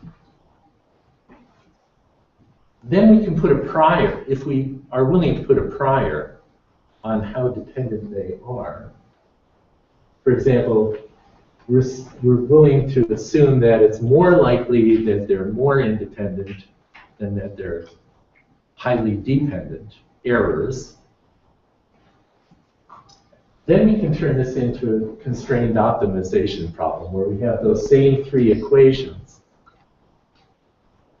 But now we have more unknowns, including these joint error dependencies. And we have to estimate the individual error rates plus what's the probability that function 1 and 3 jointly make an error plus what's the probability that 2 and 3 jointly make an error. We can set that up as a constrained optimization problem where the constraints are these equations for each pair of functions. And the optimization, the problem we try to solve is give me a solution to EI, EJ, and the joint EIJs such that all these constraints are satisfied, plus among the many possible solutions that would satisfy those, pick the one that minimizes the difference between the independent error assumption and the actual estimate that we have for the joint. So when you do that and run it on Nell's data, it actually works remarkably well. Here is, for the category body part, that's like hand, arm, elbow. Here are 4 different classifier readers in Nell. And the red is the true error of those classifiers judged by us humans. And the blue is the estimate that Nell gets using this agreement rate method when considering only unlabeled data. So the blue bars are basically Nell's estimates using unlabeled data only of the accuracy of these 4 competing classifiers for body part. And similarly for beverage, for bird, for person. So, well, and here it is for a different data set, which I'm going to talk about next Wednesday. We'll talk about some work we're doing in machine learning applied to brain imaging. We tried it on that data set too with pretty good results. The null results are so good that the mean difference between the unlabeled data estimate of the error and the actual error judged by humans is less than 1%. Very accurate. So that's the idea. And to tie it back to what does this have to do with consistency and correctness? Here's a method that is using the observed consistency between functions to estimate the actual correctness of those functions. And it turns out we can't find a way, and I think there is not a way, to do it without making some assumptions. But here is a useful set of assumptions embedded in this algorithm. And the assumptions are precisely this. We assume that each of these functions is better than chance. Its accuracy is better than 0.5. And we assume that among the many solutions to the constraints that we give, that is the many different assignments of errors and joint errors, joint probability of errors, we have a constrained optimization that selects the assignment of errors and joint errors where the difference between the joint error and the joint error predicted by assuming independence is minimized. And I think in the case of Nell, that's a reasonable thing because, right, one of these things is using the character string and a different function is using the words around the noun phrase, different ones using the HTML code. They're kind of independent, not exactly independent, and because they're training each other, they become dependent. The errors are not independent, but the fact that the inputs to the functions are different features makes it, I think, a reasonable prior that it's more likely that we get independent errors than not. And so at least in the case of Nell, where these different competing functions that are being learned are using different percepts, if you will, different features to make their classification, then the prior that says it's more likely that the dependencies, the error dependencies are small, is a reasonable prior, and in fact it does lead to very good estimates. Now I want to end just by pointing out that you and I have percepts that we use when we're learning. If I have to recognize a person, I can look you in the face visually. I can listen to your voice. There are some people for whom I can smell and tell who it is, including my wife. I mean that only in the kindest way.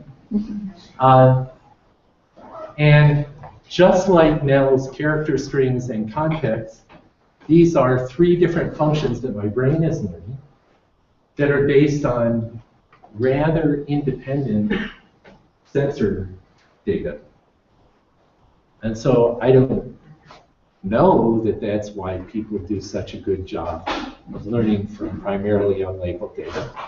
But I think it's an interesting fact that just like Nell's multiple functions based on different views of the noun phrase, we have these different sensors that, again, we use to train classifiers from. And those different sensors have the same kind of character that they kind of make independent errors in the sensors. If I mishear your voice, that seems kind of uncorrelated with mistaking getting the photon wrong on my retina. So I think that's an interesting place. Interesting thing to think about.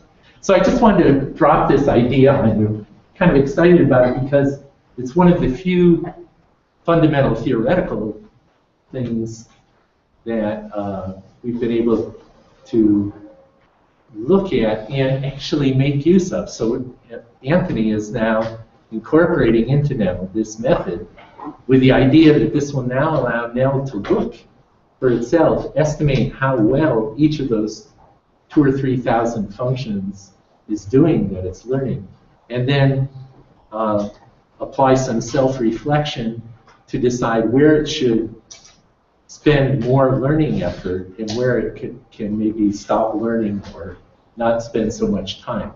Right now, Nell is doing kind of uniform allocation, trying to learn everything all at once. But to the degree that it can use this to do some self-reflection and see how to spend its time wisely, then it might open up some new possibilities. Okay, so thank you. You've been very patient. If you want to have a few minutes of questions, I'm happy to do that. I need to be at a different meeting at 11 o'clock, so it'll be a short question.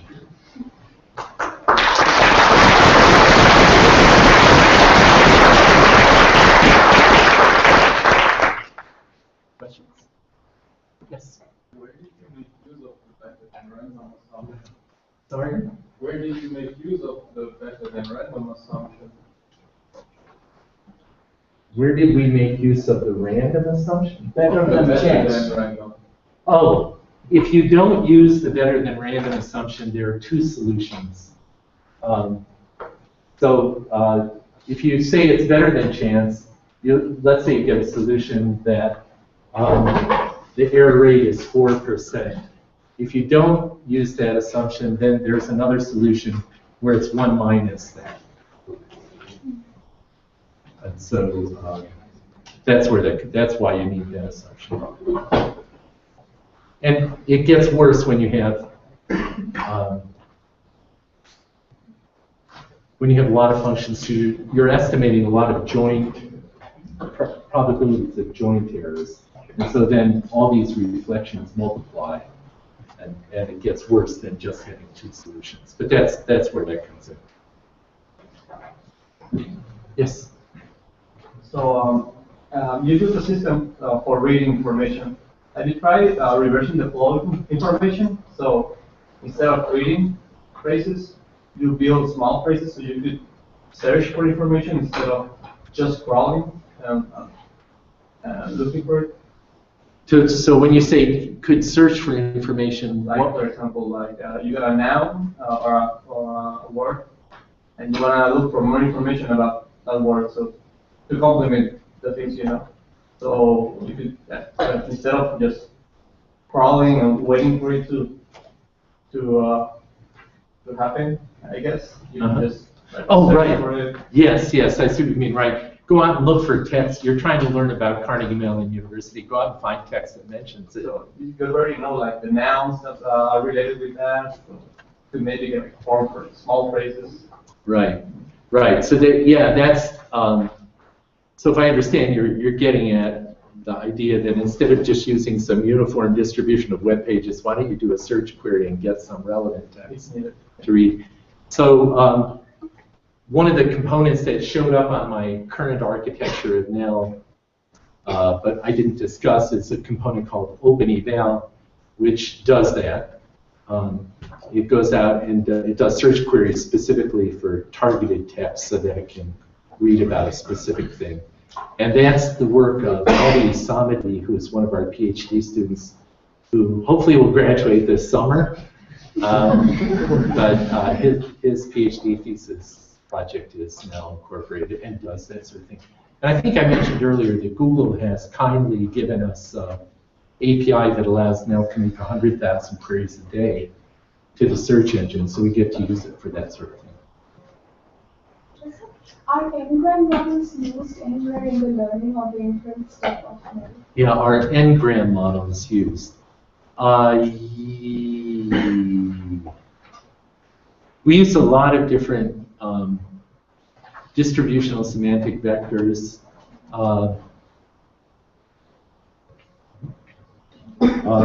Not n-gram models in particular, but for example, we have two new classifiers. One that just uses, we have a dependency parse of 500 million web pages,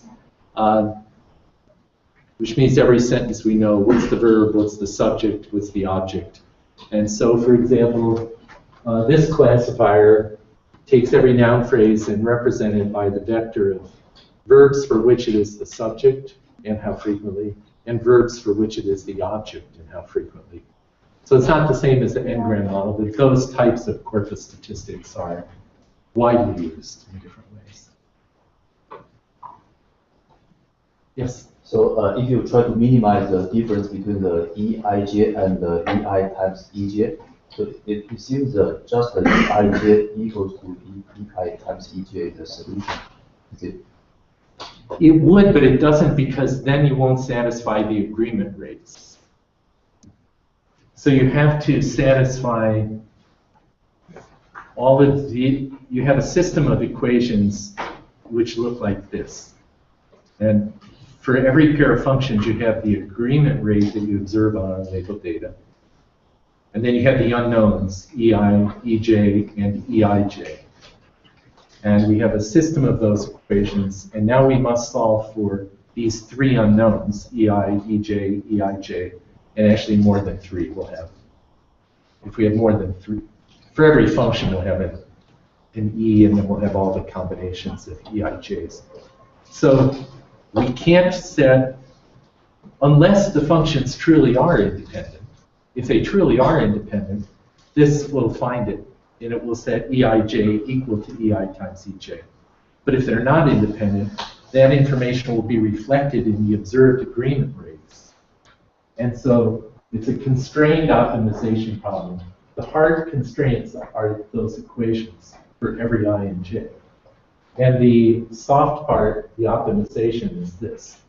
And so we make this as small as possible, subject to the constraints that the agreement rates must be set, equations must be fully satisfied. So in terms of Bayesian method, that turns out to putting some kind of prior, like a Gaussian prior on the difference between the actual joint errors and their independent. It's like putting a Gaussian prior on how independent they are. And then this is solving this constrained optimization is then like getting posterior estimate of those under that prior assumption. But it's the agreement rate equations that prevent it from being 0, unless in fact empirically they are independent, in which case it does set them to 0. So in that sense, this is a strict generalization of the original, of the first result, where we assume they were independent. Okay, last question, then I've got to run. What kind of hardware is running on, and how expensive is the training iteration? Yeah, good question. The hardware that Nell runs on is of two kinds. We have a Hadoop cluster that Garth Gibson, one of our faculty here, is developing and using for research purposes. It has, I don't know, roughly 100 machines with, I don't know how many cores. But we're using that. And we have roughly 1 billion web pages distributed on there and get corpus statistics from there. But we found for many of the learning algorithms, now that we understand what the algorithms are, like the one that learns the contexts that indicate how the mayor of X is a context that indicates it's a city. Those learning algorithms, the sufficient statistics that they need from that data are basically a matrix for every noun phrase in the data in every context, where the ijth entry is how often does this noun phrase Pittsburgh occur with this context mayor of. And so we cached out, we used to build these huge matrices, sparse matrices, of noun phrases versus context, with tens of millions of rows and tens of millions of columns, but they're sparse, many zeros. And then we just port those over to a really big server, and much of Nell just runs on that really big server. Nell could run a lot faster, and I don't let it run faster because I'm afraid I won't be able to keep up with what it's doing. So right now, this is the honest truth. Right now, we know how to make it run faster. We could buy more hardware and parallelize it. It's not hard. But since it's a research project and we want to keep an eye on it and also not let it go crazy, we're running it sort of only at the speed that we can track it. Okay, so thanks again. I'm really glad you all came all the way to Pittsburgh for the summer school. I talked to some of the other speakers. I know there's a lot of cool stuff coming up. Please come back next Wednesday morning and we'll talk about machine learning and how it can be used to study how the human brain does language processing, because that's the other 50% of my own machine learning research, and I'd love to share it with you.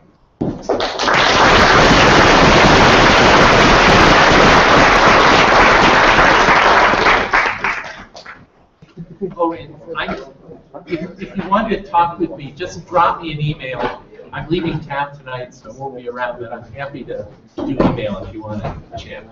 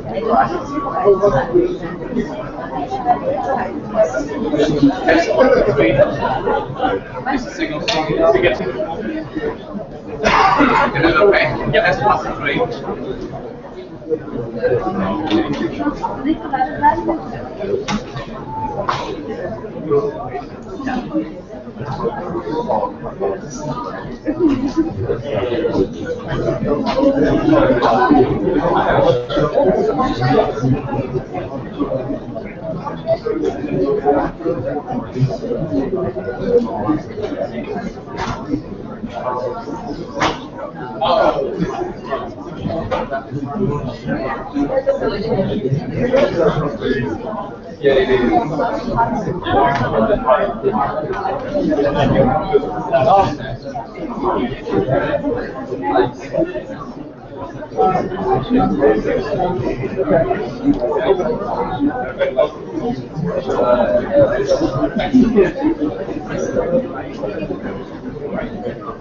Okay.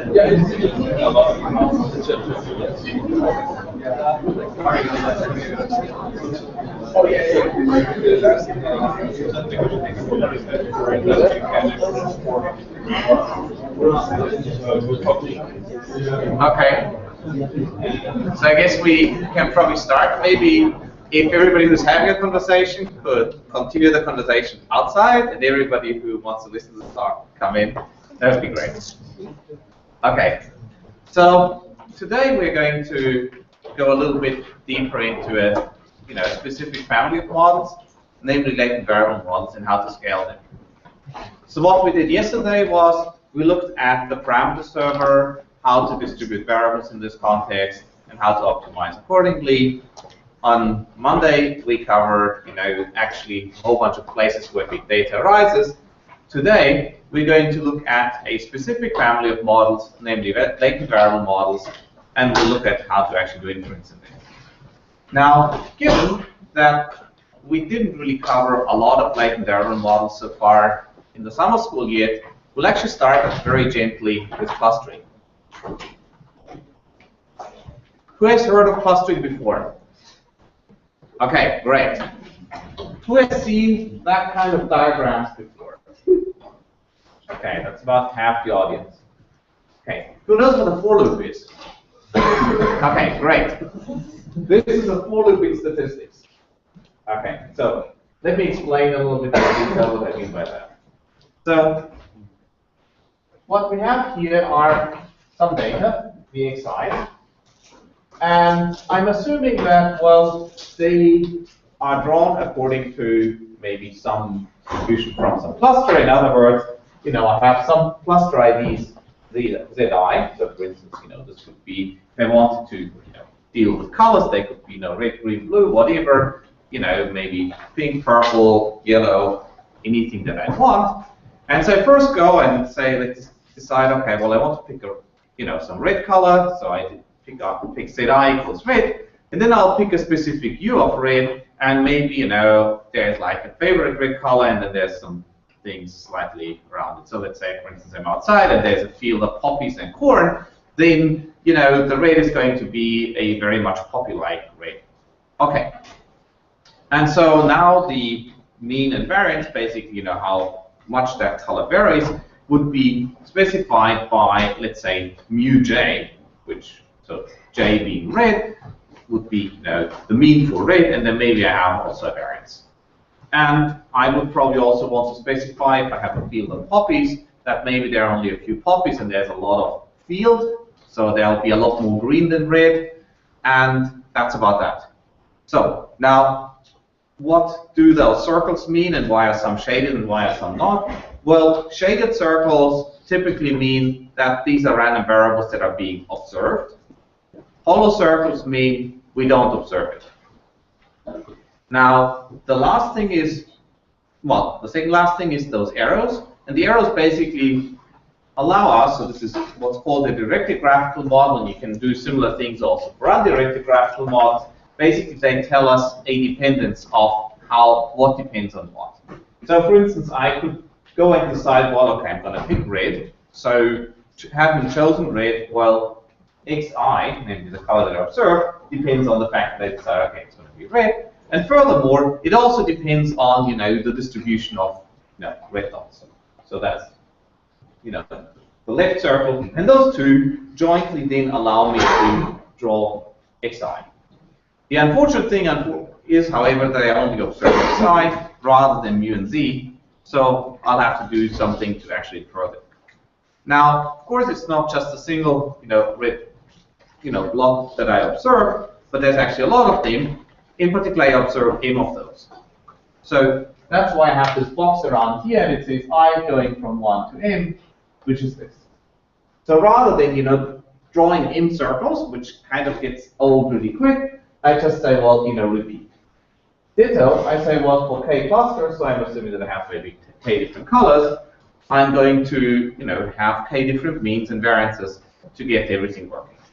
So that is essentially the reason why you use plates. Plates are quite powerful. They let you actually specify most graphical models, but not necessarily all of them perfectly. But for the ones where it actually lets you represent them well, they're really useful. Okay.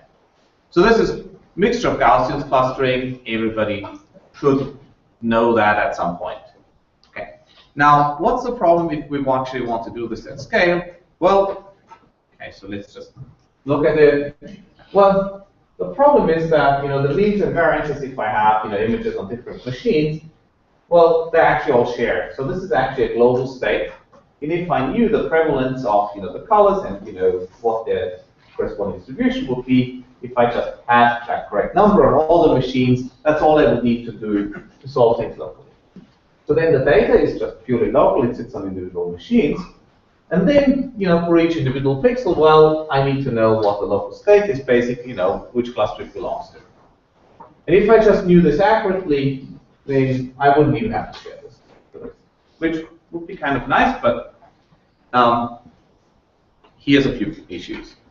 So quite often, I mean, not in the context of clustering image pixels, but for instance, when you deal with text and so on, and build topic models, which are a little bit fancier, then this global state is actually way too big for a single machine. So what this means is that quite often I won't even be able to hold all of this in main memory. Maybe I can keep some of it if I actually cache it on disk, but I can't really keep it in memory. So it's a bit of an issue. However, I'm making the working assumption, and this need not always be true, but I'm just going to make my life easier, and you can sort of kind of engineer around it, namely that all that a machine needs to know about its own data is what it can keep in memory. Right? So back to the example of yesterday when we had the English and the French and the Spanish documents, that basically under the machine processing the English documents would at least be able to hold its English language model in memory, but it wouldn't necessarily have to be an expert in Spanish and French in order to do a good job for English. It would only have to know that possibly there are some words that are related. Okay. The second thing is, the data itself is huge. After all, we're talking about big data, so there's no hope you can keep this in memory. There's no hope you can keep it on a single disk. This actually has to be distributed over several machines. Last, and this is actually what comes to our rescue, I have a whole bunch of variables that are just locally relevant, and I don't actually need to know those. I don't need to know, for instance, how I went to annotate each English document in particular to deal with the French and the Spanish ones, but maybe I only need to know that in the context of some summary statistics. Now you might say, well, clustering is kind of really contrived, but don't worry, we'll go through the entire thing in the context of clustering because it's just the really easiest model to think of. But there are some more fancy models where the same thing also applies. So it looks very similar to what I showed you before, but now the graph gets a lot bigger and messier. This is actually a model we're going to look at shortly afterwards. It's called latent Dirichlet allocation.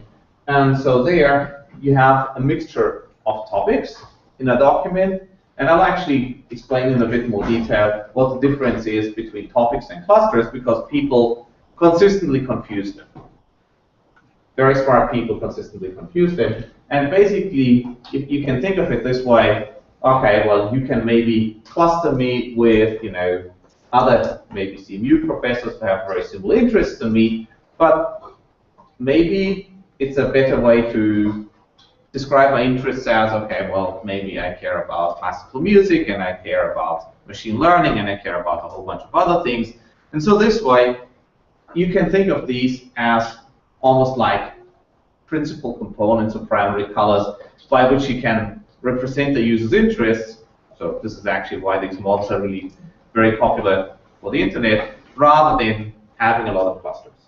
Because even if I assume that I had 1,000 topics and I could only pick 2 out of 1,000, then you can immediately see that you can get something of 500,000 different pairwise combinations, where otherwise I need to create 500,000 clusters, which are usually not very understandable.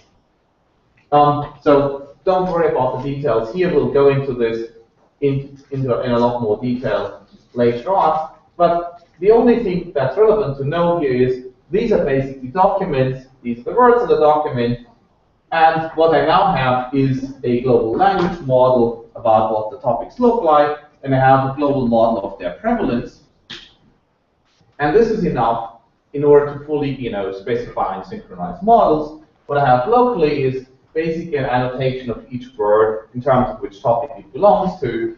And so basically this is the local state, this is local data, and there's a global part to be synchronized.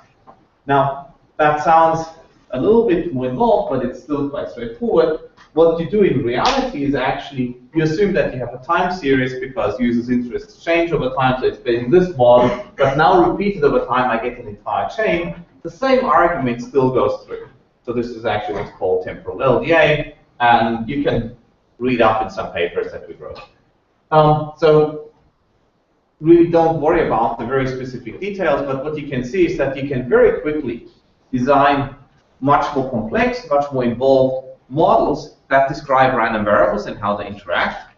Yes, you actually have to do some work to then design an efficient inference algorithm, but as long as you can set it up in such a way that you have local state, and that one can potentially be quite big, and data, that is also potentially quite big, but it's still local, and then a global state that is small enough that it at least that its relevant view can be kept in memory on each machine, then you actually can do inference quite efficiently. So, yeah, as I said, we'll discuss that model in a bit more detail later on. So now, how can you actually address the issues that I brought up? So the first thing is that the local state is way too large. So basically, those variables state I don't really fit into memory. But the good thing is they don't really have to, because, well, if I need to know what a particular document does or what a particular image does, I can just load that local state back into memory when I load the document into memory. Then I do something with it, I maybe update my estimate of that state, and I dump it back to disk, and I move on. So I'm basically just streaming this from disk, edit a small amount of it, and then just write it out, and there is not much penalty relative to storing it in memory. Okay. The second thing is that I need to actually deal with the fact that the global state is too large for possibly a single machine, and it doesn't fit into memory entirely.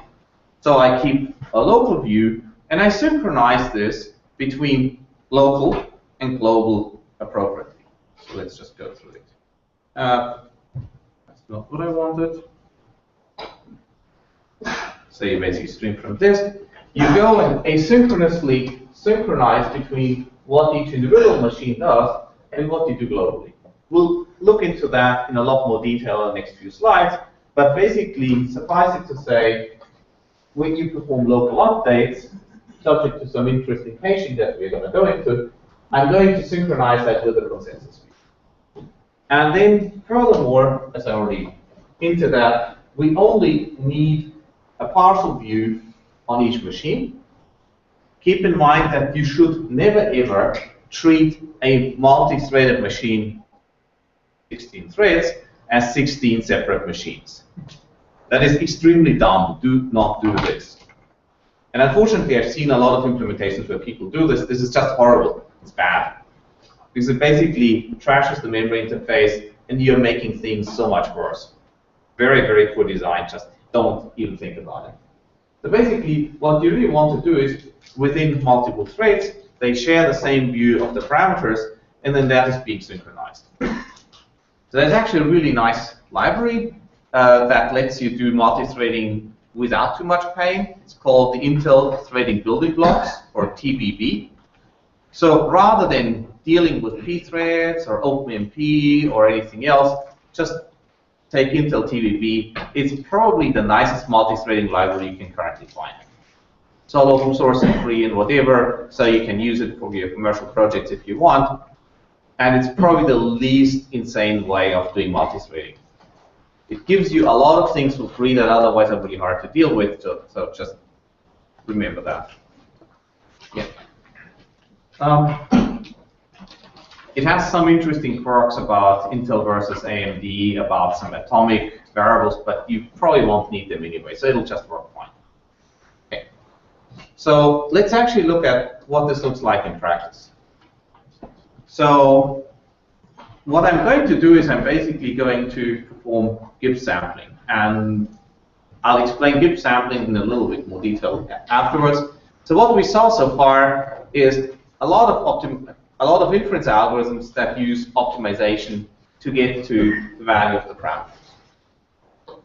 Actually, can I borrow a notepad from somebody?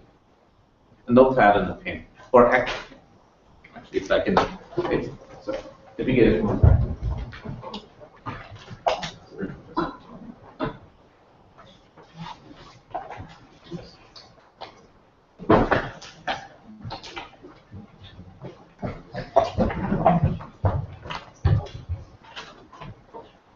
Okay, so if you recall, when you perform inference, we have, a probabilistic representation. Then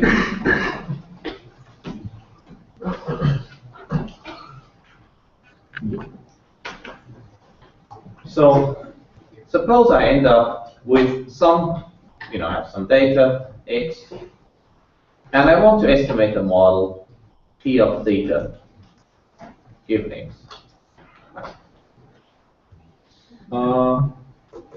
Wow, the white balance is highly adaptive and my hand is way too dark. Didn't know I had such a black hand. Okay. It's good if you have those nice adaptive algorithms. Yeah, sorry about that. So, what you can do, and this is something that we saw quite a bit before, we can optimize.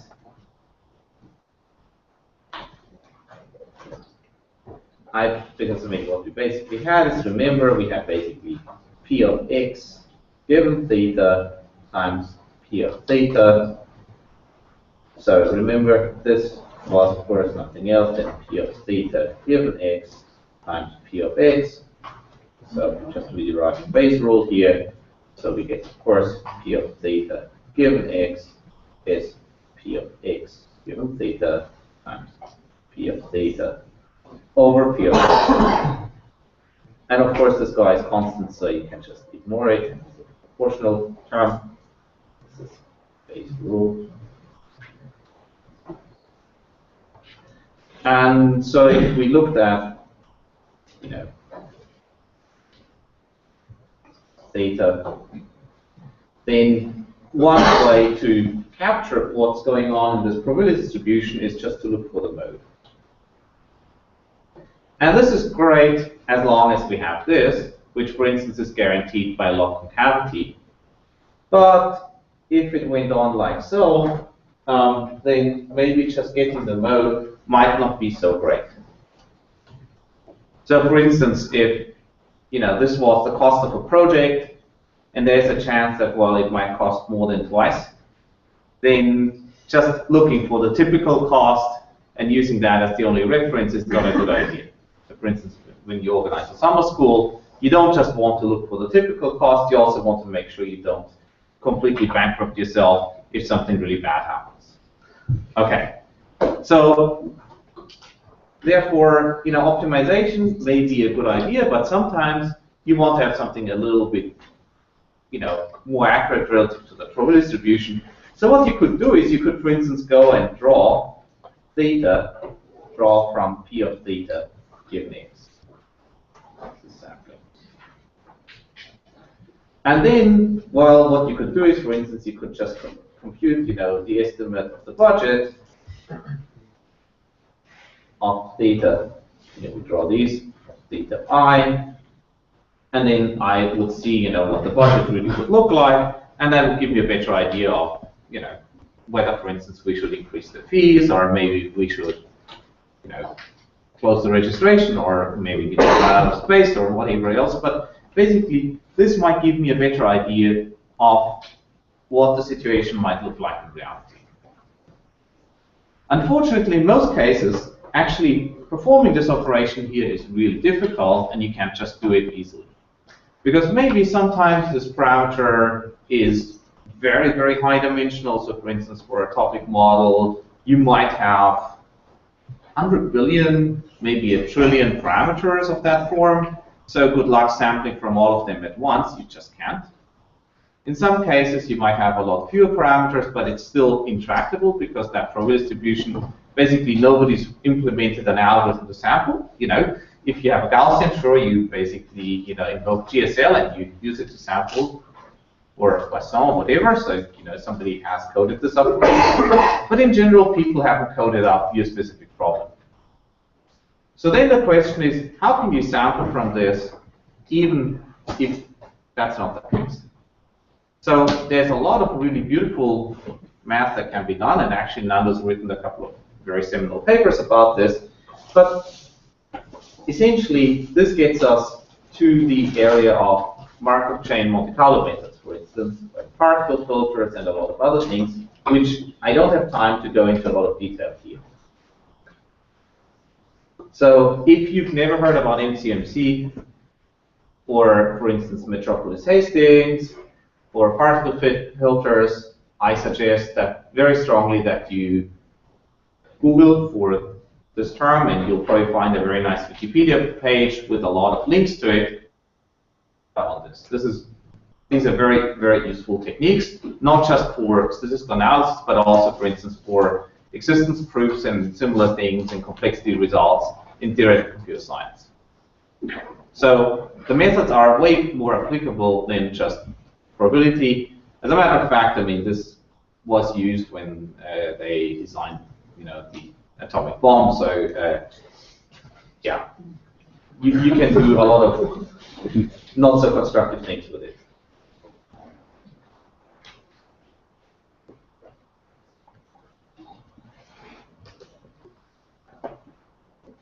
Okay, and then there's particle filters.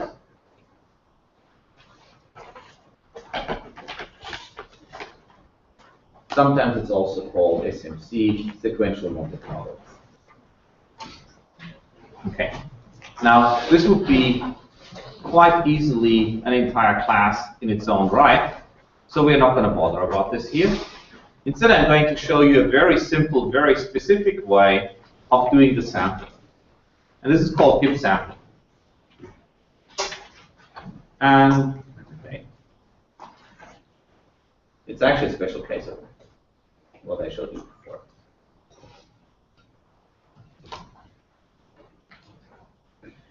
And it's like a super simple idea. Suppose I have some really complex ugly beast of a probability distribution P of x1 through xn.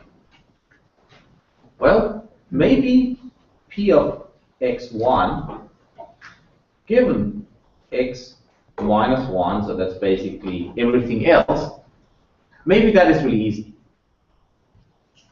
Alex? Yes? Can you move the paper a little bit down? Because we're not seeing the first. Oh yeah. Never mind. Okay, now we see given sampling. Right, good idea.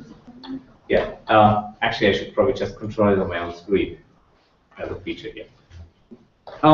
So basically, maybe this is really easy to do. So for instance, if all the xi's are binary random variables, so they take only values 0 and 1, then I can just go and fix all the other ones and evaluate this quantity here for 0 and for 1. I then normalize such that the probabilities add up to 1, and then I draw from it. By the way, who knows how to draw from a biased coin? Who knows how to do that? Okay, I guess some people are too embarrassed even to say yes, I know. It's actually really easy. So let me just give you the idea. So here's 0, here's 1, and I invoke rand u, which basically gives me a uniform random number between 0 and 1.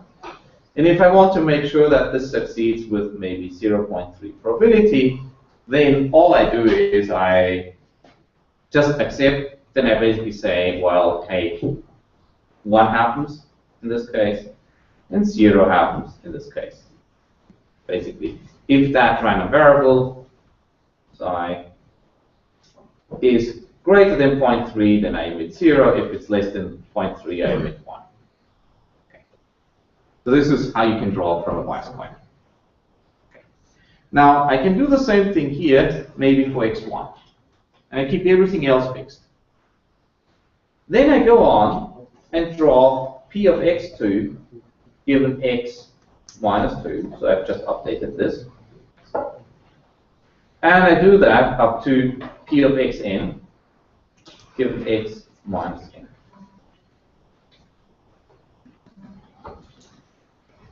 And then I repeat this.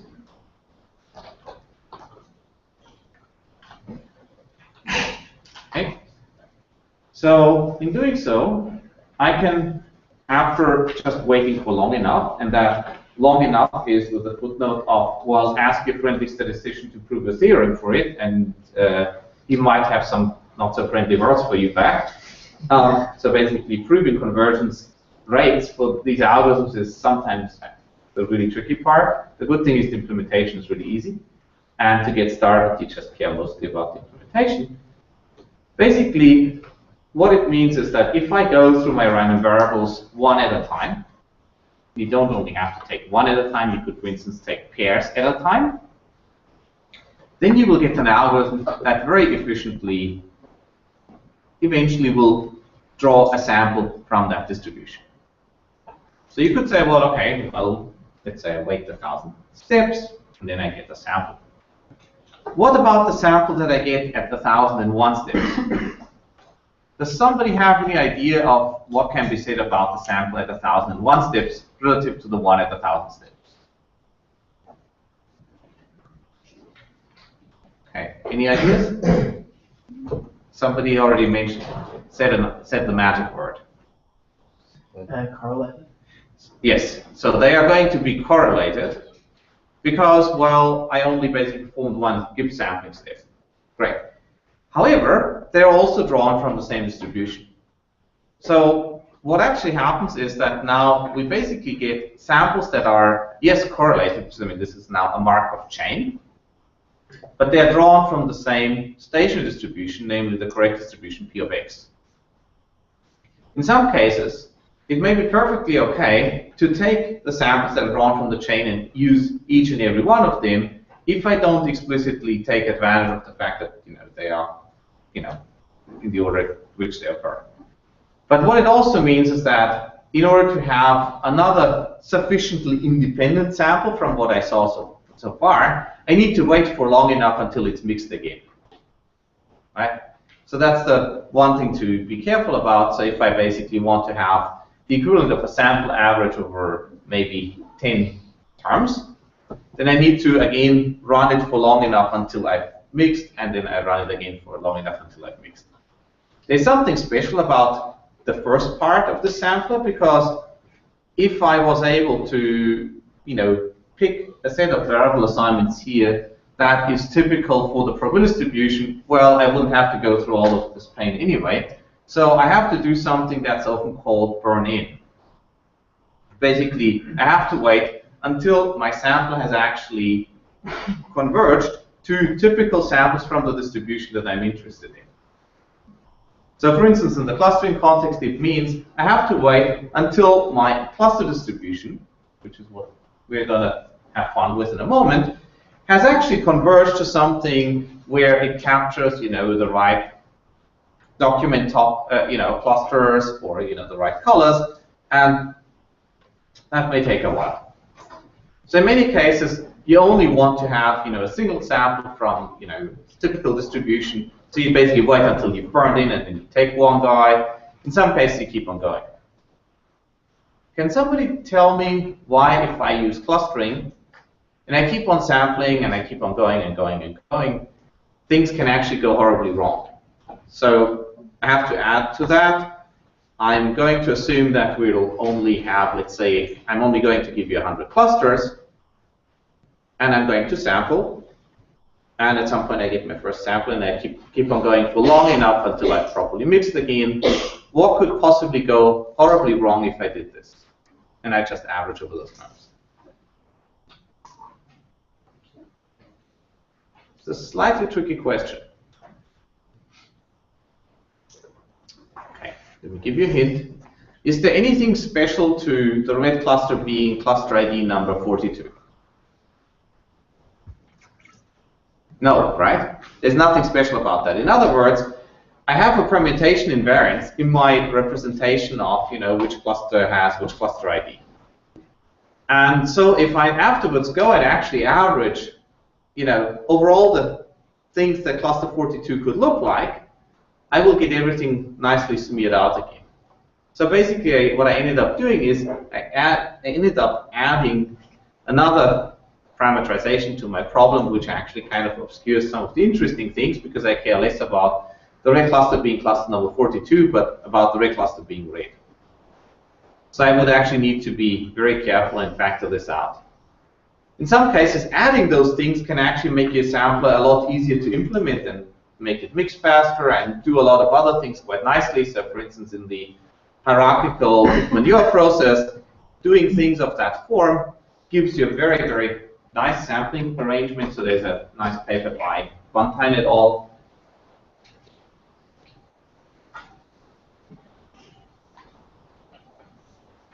I think it's around 2012. And if you like delving into the intricacies of samplers, this is probably a place where you want to look. It's a cool paper. Okay. Now, back to this, right? So what I'm basically going to do here is I'm going to use a give sampler, which will resample the cluster IDs. It will basically resample ZIs. And then occasionally I'll go and resample the means and variances and so on.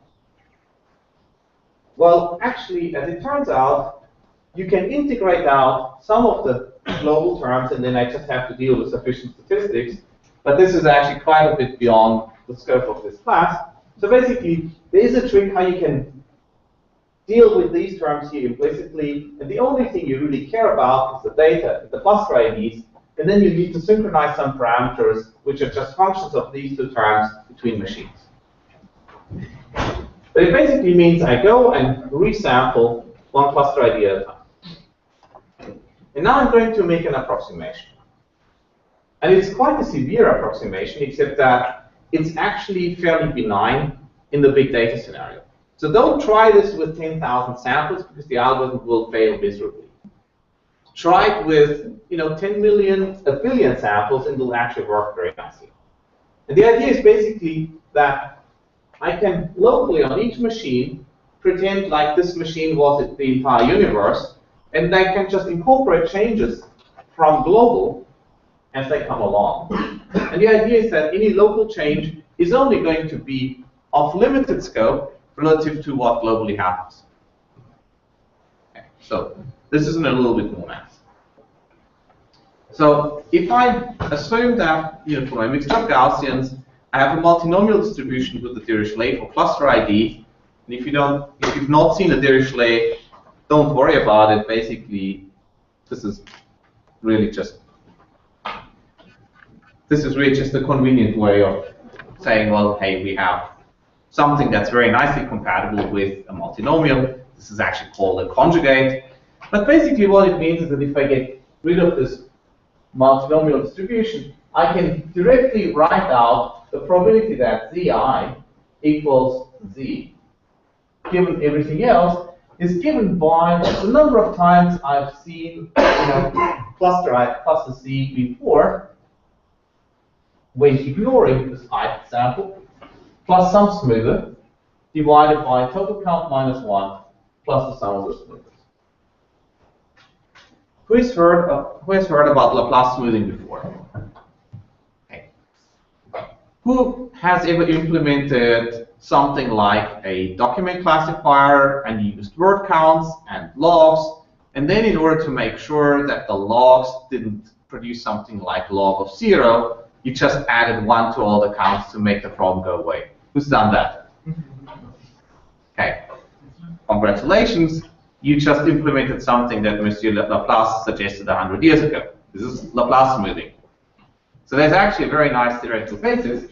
This is exactly what's happening here. We're basically taking the counts, adding a small constant to it, and then you just need to normalize it. except that rather than adding one, you can add something else to it as well. This basically prevents a cluster from ever having zero probability of dying entirely. There are much more sophisticated ways of doing this, and this leads to what's called Bayesian non-parametrics, but we're not going to go into much detail here. So there's something called the Pittsburgh process, the Chinese restaurant process. There's a lot fancier tools that you could use, but we'll use something very primitive. But the interesting thing that you can see here is that if I have several machines, the only thing that I really care about is just how many times cluster Z has been picked in total. So this is the only statistic that I need to synchronize between different machines in order to know how popular a cluster is. I don't need to know which cluster specifically was selected for which document. I only need to know this in total. So that's the point. Now it turns out that for Gaussian, so the Gauss-Bischoff prior, you can use exactly the same argument. And actually we all know this, right? Because if we want to estimate a Gaussian, all we need to do is we need to estimate the mean and the variance. Has anybody of you ever been mystified when you use the pocket calculator? Okay, maybe you're probably too young for that, but basically with a statistics mode, and you would add numbers into it. And how on earth did it do it in the end that it really got the means and the variances exactly right on the spot without, working out any other details? Well, okay, I was mystified, but that's probably just me playing with this before I knew math. So here's what's really happening, right? We know that the mean, mu, is basically 1 over m, sum over I going from 1 to m xi. And we know that the variance, sigma squared, is, well, 1 over m. I mean, I'm not going to worry about the m minus 1 versus m discussion here, I equals 1. M xi minus mu squared. Right? Now, we also know that we can write this out as 1 over m sum over I equals 1 m xi squared minus 1 over m sum over I equals 1 m xi squared. Right? Now, what this actually tells us is that these two quantities here are the key quantities that I need to communicate. So the sums over the xi's and the sums over the xi squared. There's actually a third key quantity that I need to communicate, and that's m. Right? Now, if you squint hard, you'll see those three here. Right? That sum over all the documents that go into the cluster, that gives me that count. That gives me the corresponding unnormalized mean, and this gives me the unnormalized second order moment. So now all I have to do is invoke algebra to obtain these things. Next week, Animan and Kumar is going to push this a lot further when she talks about spectral methods. Basically, you can find such algebraic conditions for way more exciting and sophisticated models, and she'll give a great lecture about that. Okay. But here, we'll just play dumb, and we'll just use variances here, the means.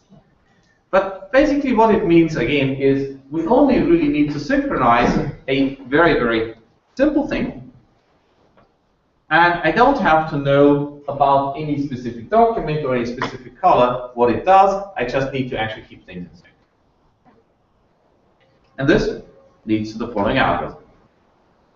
I basically have global variables that are being stored on the parameter server. I have local replicas, but only for the clusters that I need to know about.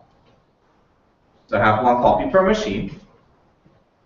And then I basically, per machine, treat this as if it was the entire graphical model, and I just keep things in sync between global and local. So this is very similar to what we saw in the past 2 days when we looked at distributed optimization, for instance, what Mu was talking about. The good thing is that I now, with a slight approximation of well, independence rate isn't quite true, but it's sufficiently close, I basically don't have to do any logs. I basically, run my algorithm quite as I would have on each single machine and keep things in sync. This is also great for prototyping because you can basically develop on a single machine, make sure it's really efficient with multi-threading and everything, and then you put everything else on top of it. Okay. By the way, the slides will be available, so you don't have to take pictures of the slides. So in LDA, you can, well, basically, rather than just those custom means, these will be actually the topic word counts, and we'll get to topic models shortly. So let's just have a look at what happens here. So this is basically where the global parameter sits. This sits on the parameter server, and then each defines have some of the derivatives. Now, suppose I have a slightly more interesting network structure. And this is, I think, not the horrible approximation of what once upon a time used to be Yahoo's network structure. So compare that to what you talked about yesterday when you saw this very nice picture of basically things like a cloth network or butterfly network. This is heavily oversubscribed here. Basically, the poor switch up here has to do a lot more work than the top of rack switch, which then connects all the machines. So what you could actually do, in case you were really constrained to have to deal with such an architecture, you can actually have a hierarchical synchronization procedure between this. I would, however, strongly urge you to talk to your friendly systems administrator and tell them to clean up their mess, because this is really not acceptable anymore in 2014. In 2004, yeah, this was a reasonable architecture, not now.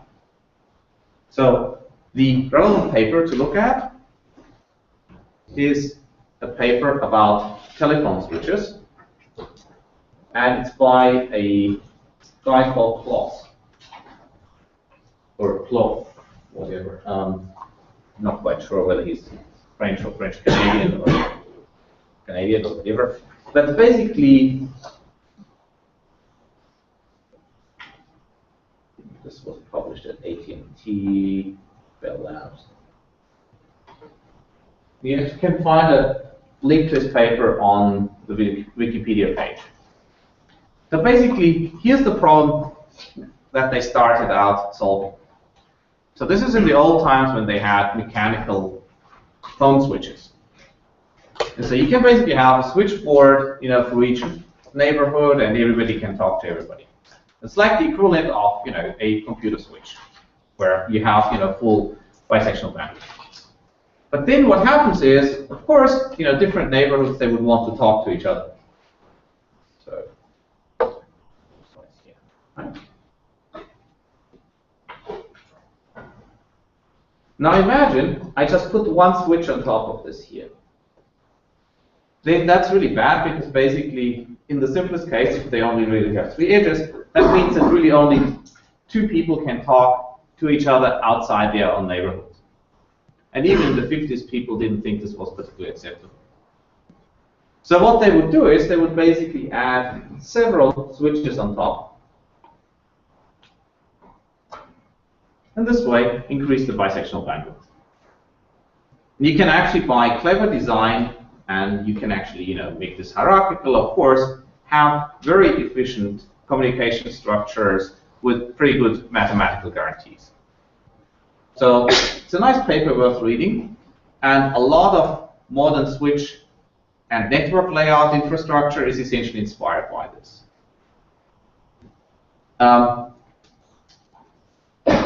Small puzzle for you. Imagine I gave you a switch with only 4 edges. Box, and 4 cables come in, and they can all perfectly talk to each other. How can you design a network that will connect all the machines and will give you essentially optimal communications bandwidth between that, possibly with a bit of latency because you have to go through a bunch of switches. So it's a little puzzle. And if you want to know the solution, Google for something called fat trees.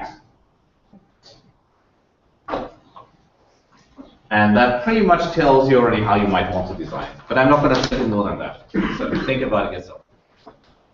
Okay, good. So sorry for diving back deep into switches and network hardware, but it actually sometimes matters to know what your systems run on. Because you can completely trash your algorithm, for instance, by trashing the switch. It's not so hard to do. We've done that. So here's actually what really happens, and this is one way of performing message passing. And this is different from the graphical model style message passing. This is essentially here's what happens. From local to global, you basically just send a diff. You basically just send a message of what locally changed. From global to local, you send the new global state. So now all you have to do is you need basically one extra variable, and conveniently you can actually place that locally, which just keeps track of what the last global consensus view was, because then this way you can also find out what globally changed. And so basically what happens is you receive that global update, you create a local checkpoint, and then you can find out relative to that local checkpoint what locally changed and what globally changed, and you can reconcile this. This is basically one strategy of synchronizing things. So think of it a little bit like when you check into a version control system, maybe you only upload the diff, but then whenever the version control system sends you stuff, it sends you the full copies. Actually, version control is a little bit smarter than that, but that also means that the server has to do a lot more. Whereas there, it doesn't have to actually communicate and reason very much with the client of what the client might have. So the good thing is that this works actually whenever the messages that you have are associative and commutative. So in other words, you can reorder sums as they are, and you can regroup them. But it so happens that actually a lot of statistical models satisfy this problem. Basically anything that has an exponential family's nature would satisfy this. Okay. So that's how you distribute graphical models. Okay. Now let's look at a slightly more interesting model, namely topic models. So let's start with clustering again. So there's some web pages. Well, Singapore, yeah, it's actually a great restaurant. But then, you get other things. And so now you can argue, well, maybe, these are airlines, universities, and restaurants, right? Fine, you could do that. But maybe you can also group it into countries. And you can argue the toss about which of the two is better. So you could go further and you could basically say, well, hey, this is a US airline, Australian university, and Singaporean university, da, da, da. And so, yeah, it's also a great restaurant, Japanese. But basically, what this tells you is that rather than arguing about which cluster is better, whether my cluster is better than yours, let's let everybody have their own type of clusters, but basically just call them topics or tags and we attach them to the objects. So let me show you another picture. Let's say I have colors. So I could go and cluster the colors by prototypes, and if I have red, green, and blue, then those three clusters will kind of do a decent job, and you could would sort of agree that, yeah, that's maybe kind of okay. But then what do I do with gray, right? Do I have to add yet another cluster here? Well, maybe. And as a matter of fact, on the old 8 and 16-bit displays, that's pretty much what was happening. So does anybody ever remember working on like an X terminal, and if the mouse went out of the window, the entire pictures on the window looked really funky because the colors looked weird? Okay, you're way too young. So basically, this is something that happens very much because essentially the graphics cards could only do 8 or 16-bit of real color representation. So what you would do is, for instance, if you wanted to, have a nice landscape picture, well, you would basically try to find the 2 to the 16 most representative colors in the image. And then there was a color lookup table which mapped this into 24-bit values, and that's what came out of the display afterwards. I mean, by now, of course, that's not an issue anymore. But that basically you had to run clustering on your graphics card to map into the colors. So the color example that I gave you before isn't terribly contrived. This is actually what was happening. But of course, if your mouse pointer then went out of that image of the beautiful landscape, and you went back to your terminal, which looked nothing like the beautiful landscape, then you needed a different lookup table. And so if the lookup tables were only optimized for each window, it would look really funky otherwise. Okay. Now, what you can do instead, and it actually turns out that I picked those colors to be chosen exactly along those edges with equal weights, so by just messing with the RGB values, you can argue that if I just had a linear combination of those three topics, I could represent my color structure a lot better. And if, for instance, you use any color picker, you will probably see something like this, and that then also a slider of intensity, quite possibly, to navigate the color space. So what you can see is that basically 3 intensities will pretty much give you all the colors that you could want, whereas here with clustering, you'll be struggling a lot. So you might need, many thousands, maybe millions of clusters here to represent something that you can represent with 3 prototypes. Okay. So that's an example where topics can be way more powerful because you can allow for linear combinations. Now, linear combinations are different from not being certain. Sometimes people tell me, yeah, you can actually use clusters, and then you just use the cluster probability. Okay. And that makes a very different inductive assumption on what your data looks like. Imagine you're heading towards a traffic light. Right? And traffic lights, have 3 different colors. I mean, they're either red or yellow or green. And they're just one of those 3. They're never a linear combination. You may not be very certain if you're far away whether it's yellow or red.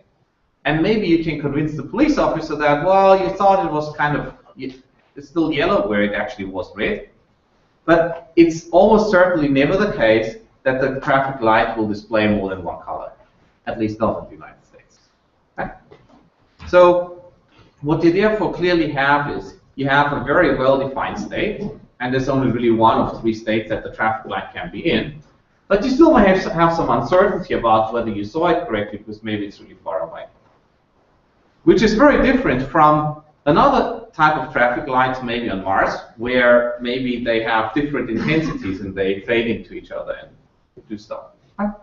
So in other words, clustering and topic models represent very different assumptions of what our data looks like. Okay, here are both of them in pictures.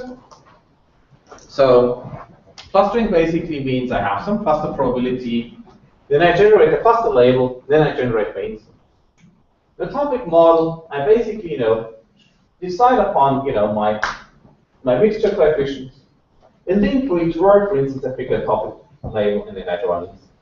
So for documents, you can basically think of a topic model like clustering words within a document, where I decide upon the mixing proportions within the document, one document at a time. That's another way of viewing it. It's basically you have documents and you essentially perform matrix factorization. This also explains why various factorization approaches to document modeling give you something that doesn't look that terribly different in many cases. So basically, in clustering, this membership matrix just contains a single 1 and all other zeros. The topic model, you have a stochastic matrix, so all the probabilities have to add up to 1. For latent semantic indexing, you just have arbitrary matrices. But basically, all 3 of those methods take the document matrix. So that's basically number of words occurring in a particular document, which word occurs, and try to factorize it in a lower rank object. Arguably, topic models actually work quite well for that. Here's an example of document being annotated. This is a great visualization, and you can sort of kind of infer that different colors mean actually different things, which picks it up quite nicely. Now, skip sampling. This is exactly what we talked about before, and in this case, you go and draw, from one variable given the other. And, okay, we already saw that in a lot more detail before. But basically, what we have here is the topic probability, the topic label for a particular word. Here's the word, here's the language model, here's the language prior. And if you were to sample accordingly, basically you'd sample maybe the topic assignments here, and then you sample, the topic distributions and the language model based on the word distributions. If you were to alternate this would actually work, but it would be excruciatingly slow to mix. Right? But you can do it in MapReduce, and people have written papers about, hey, we've solved LDA by doing this. Yes, you found a very fast implementation of an excruciatingly slow converging algorithm. So, by the way, this is another thing to be mindful of. Finding a very fast implementation of a stupid algorithm does not solve big data. I've seen this more often than I would care for, that people go and take a stupid algorithm which just so happens to map nicely to the systems tools that they have at hand, and then they solve this. And while this may be a very impressive systems paper, it's still a stupid algorithm. I mean, okay, you can put rockets on a slug, but it's still a slug. And then that's why then quite often people design more intelligent algorithms, and they manage to beat maybe in single machine implementation a distributed optimized way system. Okay, so anyway, so this is slow, so don't do this. But fortunately, it turns out that you can actually do something much more intelligent, and this is what's called a collapsed sampler. And Griffith and Stivers were the first ones to realize that actually in topic models you can do this very efficiently. More to the point, what they realized is that basically you can integrate out the language model in the topic probability. You get exactly the expression that we saw before when I talked about collapse, and we only need the counts.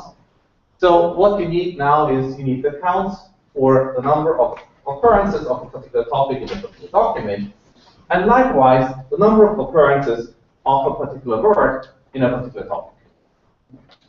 So these are basically two count statistics, that's all you need. And then you can sample one of those terms after the other.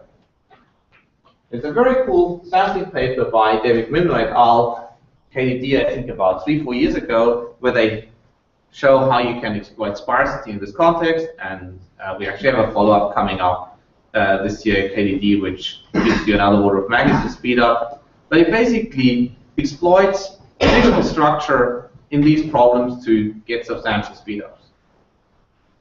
So, in other words, if you can design a more intelligent algorithm that gives you an order of magnitude speed up rather than throwing 10 times as many machines at it, that's always desirable. Because fewer machines mean fewer problems. So, basically, that's the algorithm. Let's look at the terms here. This is the number of times a particular topic occurs in a particular document. Minus ij means just, well, I'm leaving out the variable zij. So that's basically the jth word in document I. And then I have here the smoother over topics. Here I just need to normalize to make everything sum up to 1. And there I have likewise the same expression. So that's basically for a particular word. So I now need to find out, what's the probability for that word for a particular topic. So I need that count divided by the total number of words occurring in that topic. That's the term here. And likewise. Bonus question.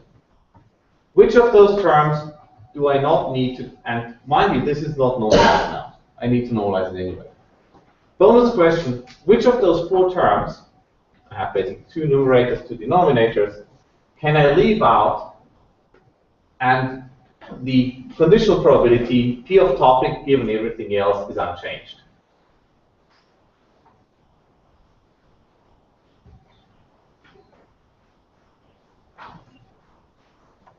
Okay, so let's just go through it. Let's vote. Who thinks it's this term here? Who thinks it's this term here in the denominator? Okay. Who thinks it's this term? And who thinks it's that term? Okay, so, well, the majority I think is asleep, but everybody else who voted for this here is exactly right. Because the total number of words in a particular document doesn't change. Yeah, guys, congratulations, you got it right. And yeah, that sum is also a constant, so you can actually leave this out. Just mentioning this because there's actually an open source version of an LDA code which computes this dutifully at each step. Okay, so don't just copy equations from a paper. Think before you implement. Okay. I'm going to conclude with showing you how to parallelize this. Sorry for going maybe 2-3 more minutes over time. But basically, here's the naive way of doing things. You just do 1,000 given sample iterations, then you go through each document, then you go through each word for each document. You resample the topic for the word, you lock the topic word table, you update the local table, you update the global table, and you update, and then you unlock. And this is really bad because most of the time, most of the course will be waiting for something. So this kills parallelism. Now, how can we make things more efficient? We basically decouple the global machines and we just synchronize, in a background. Okay. So this gives me a multi-machine version, but it's not multi-threaded. So to get multi-threading, we have to be a little bit more clever. What we basically do is we resample and deal with each document locally on each processor core. Then we have a separate updater thread which actually writes. So one thing that we found extremely useful is to decouple sampling from writing. So this way, you only need a lot of read logs, basically threads that only need to read variables, but we know that, oh, great, the JDK wants to update itself. Not now. Great. But basically, we have a lot of sample threads that don't really need to write anything, and then just occasionally, one very specialized thread gets to write. And quite often, that one update thread that actually writes is enough to keep up with all the samples. Now, let me show you a little bit how this looks like in reality. This is log likelihood for running on 6,000 computers. And this is basically, as a function of runtime. This is stratified over iteration count. And here are conversions. This is on 500 million documents on 1,000 and 6,000 machines respectively. And you can see 6,000 machines are faster than 1,000 machines, which is good. So just to put this a little bit, so these are experiments that were done at Google. Just to put this a little bit into relation, this is the largest nuclear reactor in the United States. It produces 3 gigawatts. Okay. One machine is about 10 cores. One core uses probably around 15 watts. So we used about 3 megawatts. That was basically 0.1% of a nuclear reactor that we were burning for our experiments. After that, my manager at Google came up to me and said, Alex, this was an expensive experiment. I hope it was useful. It actually is. Let me just conclude with 2-3 minutes about user profiling. This is how people sometimes like to do user profiling, especially if you go to the touchy-feely kind of people. They like to actually produce such stuff a lot. I hate it. Don't do that. Here's what you do instead. Let's say you're in the market buying a camera. You go and search for stuff. And, well, okay, sorry, I clicked a little bit too fast, but this is where it takes things away. This is still back in the old days and we're all at Yahoo. So this is when I think about buying a camera. This is when I start searching for it. Now I bought it. This used to be a really good camera at the time, by the way. But basically, if I show you the ads here, it's too late. Maybe I can sell you a memory card, but if I show you another ad about, hey, by the way, would you like to buy this LX5 for $430? I'll just be frustrated. Doesn't really help. So you want to pick up really early on when somebody's in the market applying this. Here's the statistical model that we saw already before. Basically, rather than documents, we now have users. Rather than words, we have user actions. And everything is time dependent, and don't worry about the rest. I'll just conclude with those pictures. So these are some real users. I don't know what their gender is. But here's some topics. The only manual thing that we did is we gave them names. And I think you would agree that women, male dating, singles, personal, seeking, match is probably aptly named as dating. Right? And so, well, there's this first user who is arguably interested in dating, then at some point he starts worrying about his health or his wife. And then, okay, dating takes a bit of a dive, then he discovers baseball, and at that time is not interesting anymore. This guy's a diehard baseball fan. At some point he realizes he doesn't have much money, and about, well, 2 weeks later he starts looking for jobs. All the way to dating, really, not 6 months. So these are real users. Now, why do you care? Well, you see those 3 red circles. This is when I can show you ads when they're going to really work out, right? Because, well, hey, would you like some baseball tickets? Yeah, by the way, here's some ad for Bank of America, and by the way, LinkedIn has a new profile for you that you want to try out, right? It actually translates into money. These were slightly small experiments. We ran it only on 1,000 machines, but also about 500 million users, and yeah, it helps. And this is all I wanted to say today. Tomorrow, we'll look at hash kernels and other fast data structures.